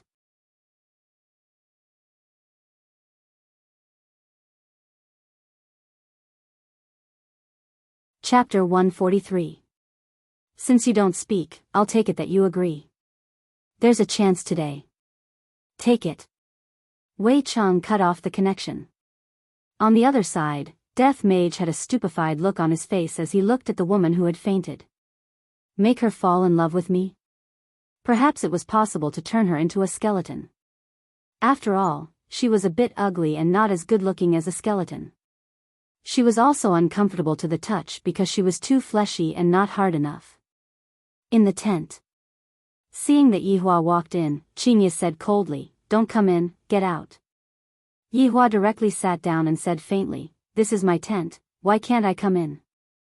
Seeing that Qingya was about to stand up and leave, Yihua said unhurriedly, The other 2 tents belong to Wei Chang and Lai Gu. You are shameless. Qingya scolded, and her small fists immediately punched towards Yizichin. Meanwhile, Yihua grabbed onto Qingya's wrist, Other than here, you can't go anywhere else. I'm going back. Go back. The road is full of trees, and I'm afraid it will be dark before you can walk out of here. There are many wild beasts in this wilderness. Qinya glared at him and said angrily, You schemed against me. Yihua did not speak and slowly laid down. Meanwhile, Qinya snorted and laid on the other side of the bed. After a while, Yihua said faintly, I allow you to come over. This sentence of Yihua's caused Qinya to be angered to the point of laughing. To even allow it, he is simply a narcissist. Aren't you going to come closer? Forget it, there are plenty of women I want to rely on. You dare. Qinya sat up and glared at Yihua. Meanwhile, a trace of a smile appeared on the corner of Yihua's mouth. Qinya immediately felt that she had been fooled. I knew that he didn't have any good intentions. You can sleep by yourself. How could Yihua let Qinya off so easily? Yihua stretched out his hand and hugged onto Qinya. Qinya cried out in surprise and fell into Yihua's embrace. What are you doing? What do you think I'm doing? You are shameless. Qinya's face immediately became red. There are still people outside. Yihua snorted coldly, I never had a face in the past. To think that you are still the supreme overlord, you just like to act cool in front of me, Qinya snorted. In actuality, in her heart, she was very happy. In the end, isn't it still you who took the initiative to ask for peace? Pa Yihua patted lightly. You spanked me. Who asked you to be disobedient? Yihua said coldly. Right now, it was time for Yihua to be taught a lesson. Who knew that Qinya would not be afraid of Yihua? Raising her arm, Qinya slapped Yihua's butt. Yihua was completely stupefied. Meanwhile, when Qinya saw Yihua's current appearance, she immediately cowered and did not dare to look straight at Yihua. Do you know what you did just now? Yihua said gravely. Qinya lowered her head and said softly, I don't know. Admit your mistake. Do you believe that I won't smack your butt into mush? Yihua said fiercely, and his hand was already raised high into the air. Qinya was startled, then immediately became terrified. I was wrong, why are you so petty? Didn't I just spank your butt once? You have already spanked me so many times. Yihua laughed in his heart. Qinya, how can you be a match for me? While hugging onto the woman in his embrace, Yihua said faintly, Do you know that you were wrong for the past few days? He raised his hand. I was wrong. Yihua was very satisfied. Do you dare to do it again next time? Qinya bit onto her lips. This is also because I don't have the strength, otherwise, would have spanked your butt until it becomes swollen. I don't dare to do it again. Qinya said pitifully. After pausing for a moment, Yihua asked gravely, Doll, how did you come here? Where did you put my doll? Upon thinking about this matter, Qinya sent her little fist towards Yihua. I burned it. Doll, even if you burn one of me, there are still thousands and thousands of me. Qinya said petulantly, What are you doing? It's free, it's very cute. It deserves to die for sleeping with my woman. Go to hell. Qinya was amused by Yihua. As expected of a jealous king in the cultivation world. However, Qinya liked this kind of Yihua. Within being overbearing, there was a trace of doting, just like those overbearing CEOs that I read when I was in school. Are we going to quarrel again next time? Yihua asked. Not quarrel anymore. What if we quarrel? It's all my fault. What if it's all my fault? Then it's definitely my fault first. Yihua really wanted to record these words down, then flaunt it once and see how I, the Supreme Overlord, teach women. I wonder where those men who are afraid of their wives come from. Without any effort, Qinya admitted defeat. However, in Qinya's heart, it was Yihua who admitted defeat first, and I gave him face and gave him a way out. Suddenly, Yihua pressed Qinya down onto his body. Qinya looked at Yihua dumbfoundedly. Meanwhile, Yihua couldn't help but kiss onto Qinya, expressing that he had wanted to kiss her for a long time. This woman is making me more and more infatuated with her. After a long time, the two separated from each other, and Chinya said coquettishly, You liar. Liar? Feign ignorance. I don't know who said it, but I won't touch the same woman twice. Chinya imitated Yihua's tone and said weirdly. Yihua went into a slight daze, then said faintly, I will lie to whoever I want to lie to. Shameless. No credibility. Big liar. Woo. However, right now, not only was Yihua enjoying the kiss, he even stretched his hand onto Chinya's body. This caused Chinya to immediately push Yihua away, then ran out with a red face. Looking at Chinya who ran away, Yihua pursed his lips. We are already an old couple, why are you still being shy? However, when the people outside saw the lady boss running out with a red face, she had a look of as expected on her face. Wei Chang's reverence towards his honor rose to another level. However, Lai Gu had yet to return. At the same time, there was another woman who was about to go crazy. At an old residential area in Longan City, this place was basically rented out to the public. After Sun Fong came down from the mountain, she conveniently stayed at this place. Right now, Sun Fong was sitting on the sofa with a long sword in her hand. Looking at Death Mage who was playing games, she gasped for breath. Don't misunderstand, I am tired from fighting. Even now, I still remember that when I woke up in the morning, I saw that face the moment I opened my eyes. Without saying anything, I immediately started fighting, and in the end, I discovered that my spiritual energy was sealed. For the sake of revenge, I followed him wherever he went. I used all kinds of sneak attacks, all kinds of stabs, and even poisoned him with arsenic. In the end, this skeleton was immune to all kinds of poisons, his bones were extremely hard, and even his shoulders were sore. Furthermore, for the sake of revenge, I didn't hesitate to let him stay at this place. How could I possibly sleep under the bridge like him? Furthermore, for the sake of making him not leave and taking the opportunity to take revenge, I even topped up my money to play games, and even bought cigars for him. This enemy of mine even clamored that if I don't top up my money, I will leave. Bayubiubiu, hearing the sound of fishing, Sun Fong powerlessly leaned onto the sofa. My enemy is right in front of me, yet I am actually powerless to do anything. Just how am I supposed to kill this skeleton? Can I stew it? Waiting online.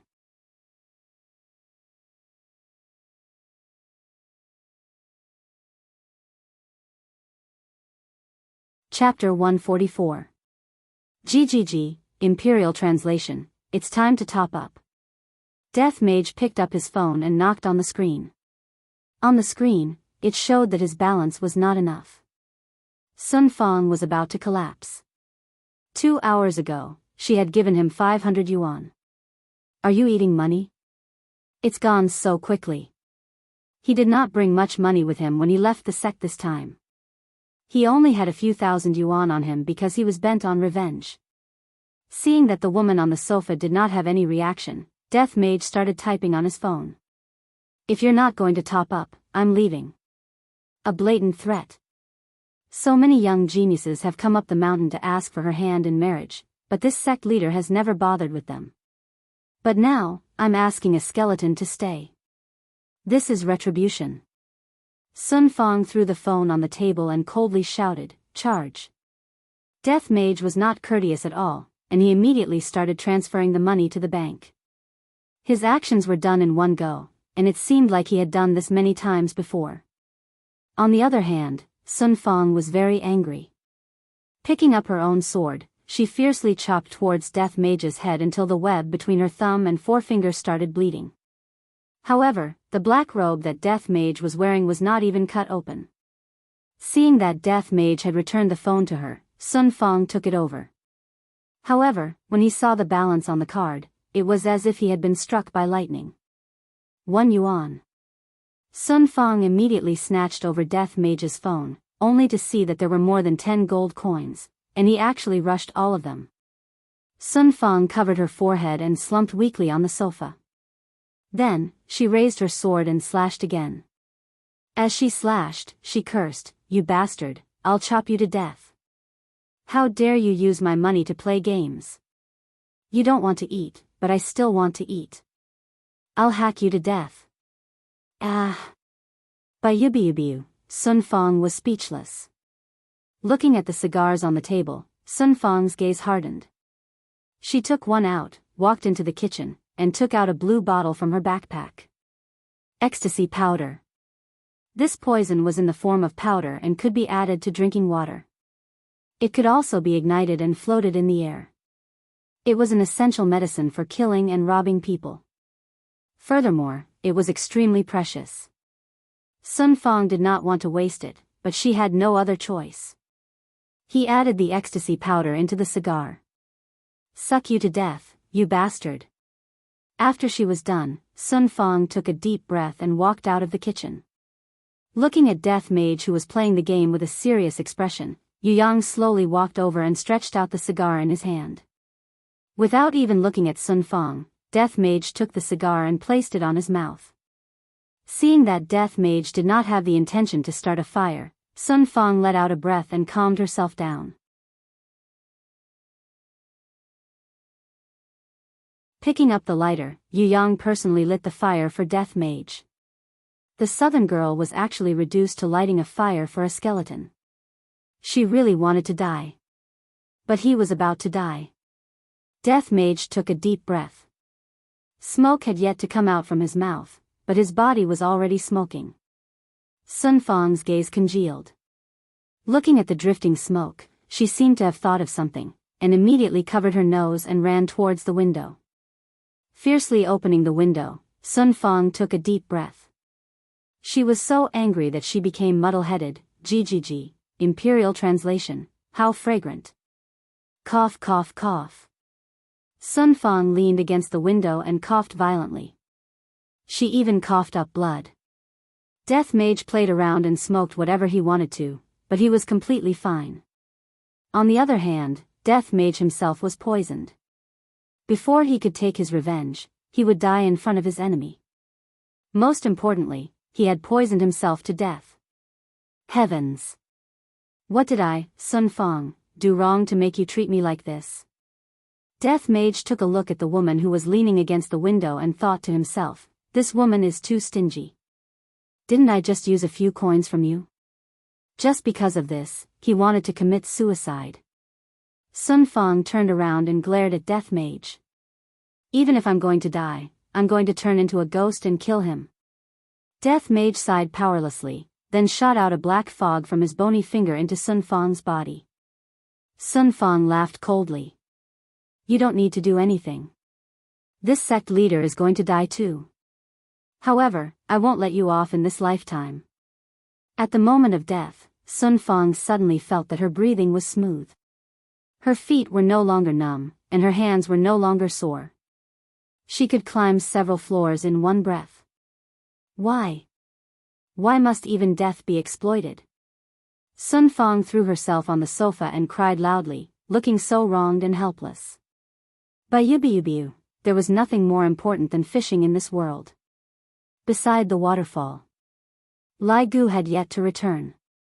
Chinya's little face was blushing red as she threw the small stones, scaring the little fishes underwater to the point that they started swimming in all directions. This woman is so terrifying. Sneaking a glance at Yi Hua, she discovered that Yi Hua was also looking at her, and her heart started beating wildly. This scoundrel, everything that he said in the past were all lies, and right now, he actually dares to make a move on me, damn scoundrel. That's right. I forgot to ask him about that matter. No, I still have to ask him clearly. If it really doesn't work, I'll just run. With a blushing face, Chinya pulled Yi Hua into the tent again. The few people outside the tent went into a daze. The lady boss's desire is really not satisfied. Seeing that Chinya was so anxious, Yi Hua smiled lightly. What? It is not even night time yet, and you are already impatient? Impatient my ass, let me ask you something. Chinya said solemnly. Come into my embrace first. Can you be a bit more serious? I like the feeling of hugging you. Qinya went into a daze. Did this man become enlightened recently? He knows how to make me happy now.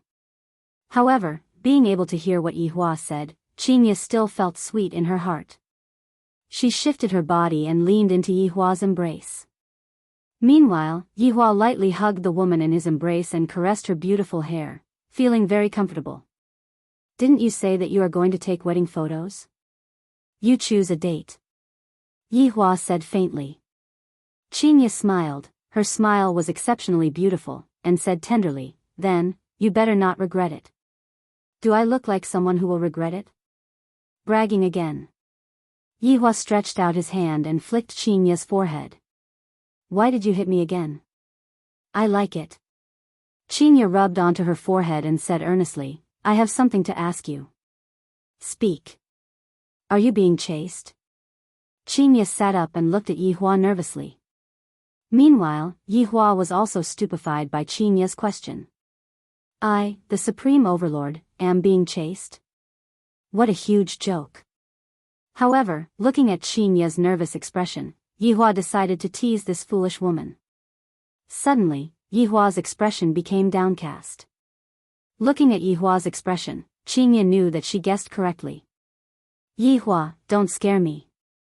Yihua let out a heavy sigh. Qinya, it is still not too late for you to leave now. Hearing what Yihua said, Qinya's beautiful eyes immediately turned red, and she hugged onto Yihua's waist. I don't want to. GGG. I, the Supreme Overlord, am able to see through your heart with just a little bit of tricks. Properly give birth to the child. Yihua said gravely. Qinya sobbed uncontrollably. Yihua, let's run. I will go and sell the company, that money is more than enough for us to use.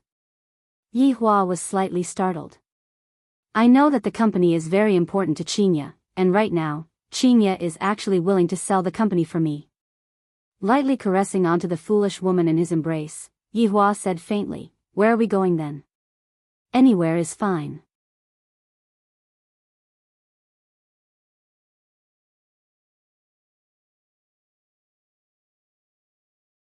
Chapter 145. Qinya was anxious, then what should we do? Let's call the police. No, it's completely useless. Looking at Qinya's expression, Yihua finally couldn't help but laugh.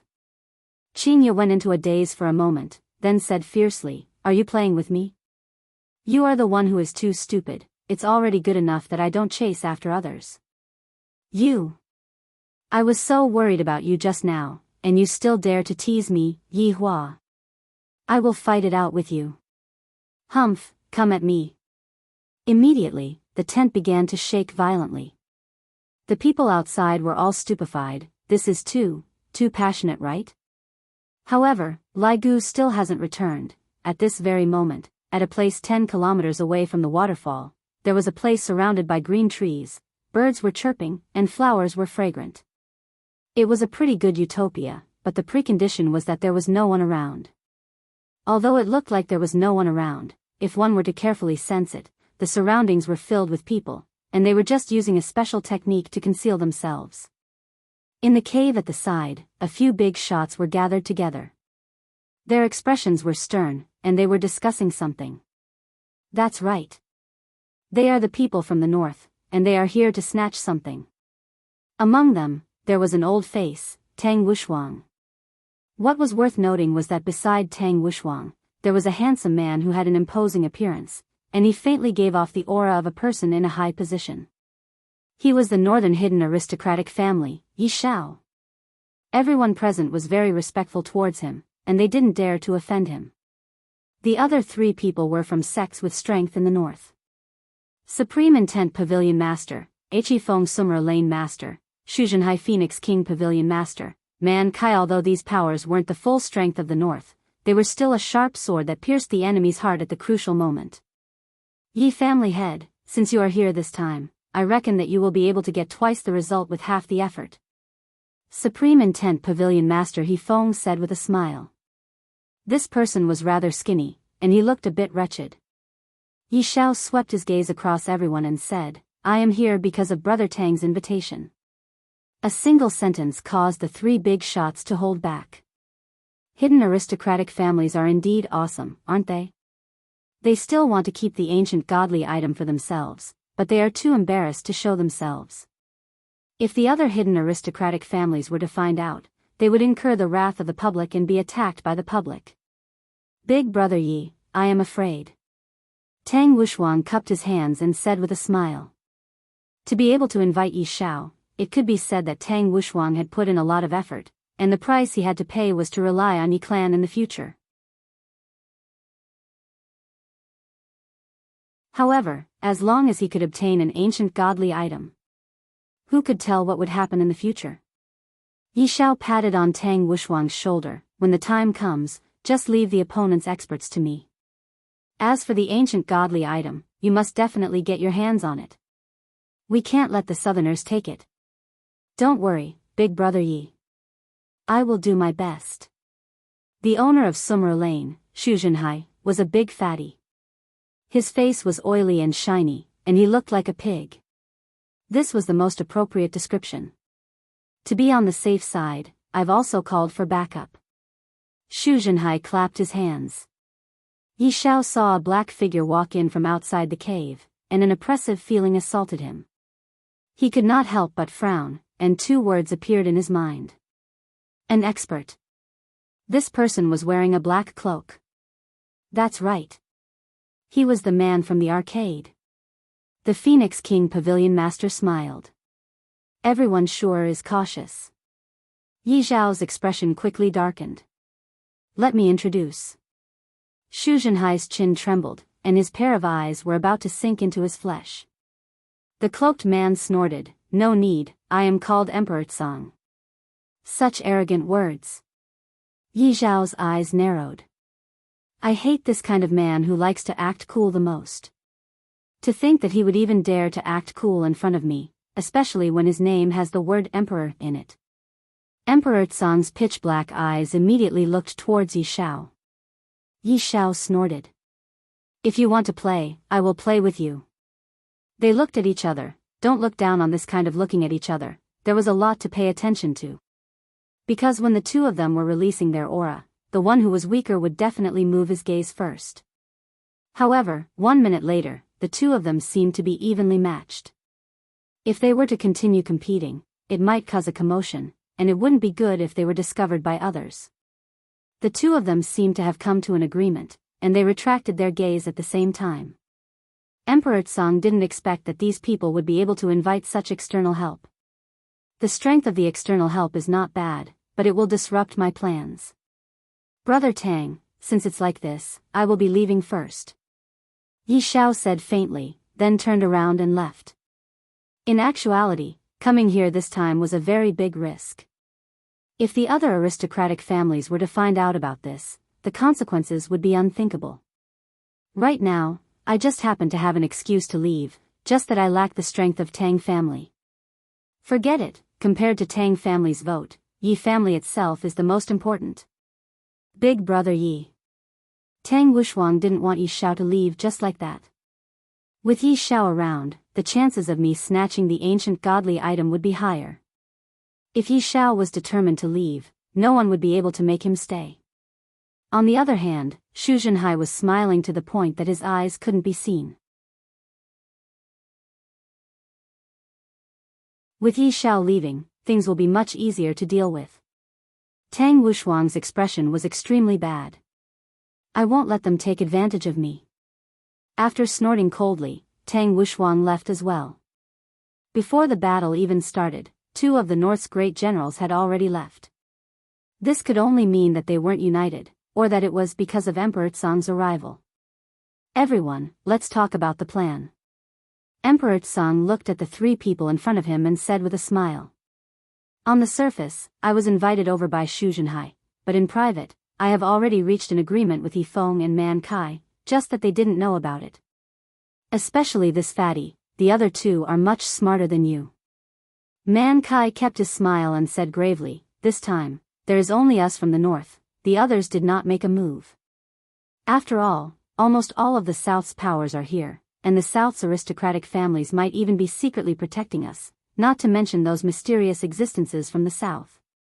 Last time, we let Xiao Yi take advantage of us. This time, when we went to invite him over, he went into closed-door training. Xu Zhenhai snorted coldly. He Feng shook his sleeves. He already has a Xianyuan sword. If he were to come and snatch the ancient godly item from us, then he would be the one who doesn't know what's good for him. Emperor Tsang didn't say anything and closed his eyes to listen. After a long while, Emperor Tsang slowly said, "When the ancient godly item is unearthed, the South will definitely be the first to snatch the ancient godly item." Xu Zhenhai laughed loudly. What Emperor Tsang said is right. When the ancient godly item is unearthed, the South will definitely be the first to snatch the ancient godly item. He Feng and Man Kai laughed but didn't say anything. You are still counting the money after being sold. Looking at the three idiots, Emperor Tsang revealed out a trace of an evil smile. Report. A disciple from Extreme Will Pavilion could be seen running over quickly. Pavilion Master, we can't get in touch with a team that was arranged 10 miles away. He Feng's gaze became serious. I will go and take a look. Wait. Emperor Tsang said. He Feng looked at Emperor Tsang suspiciously. The war is imminent, don't create unnecessary problems. If we were to fall into the enemy's trap, it would be bad. Just send someone over to take a look. He Feng heaved a sigh of relief, then immediately gave the order. Thinking about it, he felt a lingering fear. If they had gone over rashly just now and fallen into the enemy's trap, then it would be over. You're tuning in to the Journey of the Soul YouTube channel. Don't forget to subscribe and join us on this journey to catch the most captivating stories.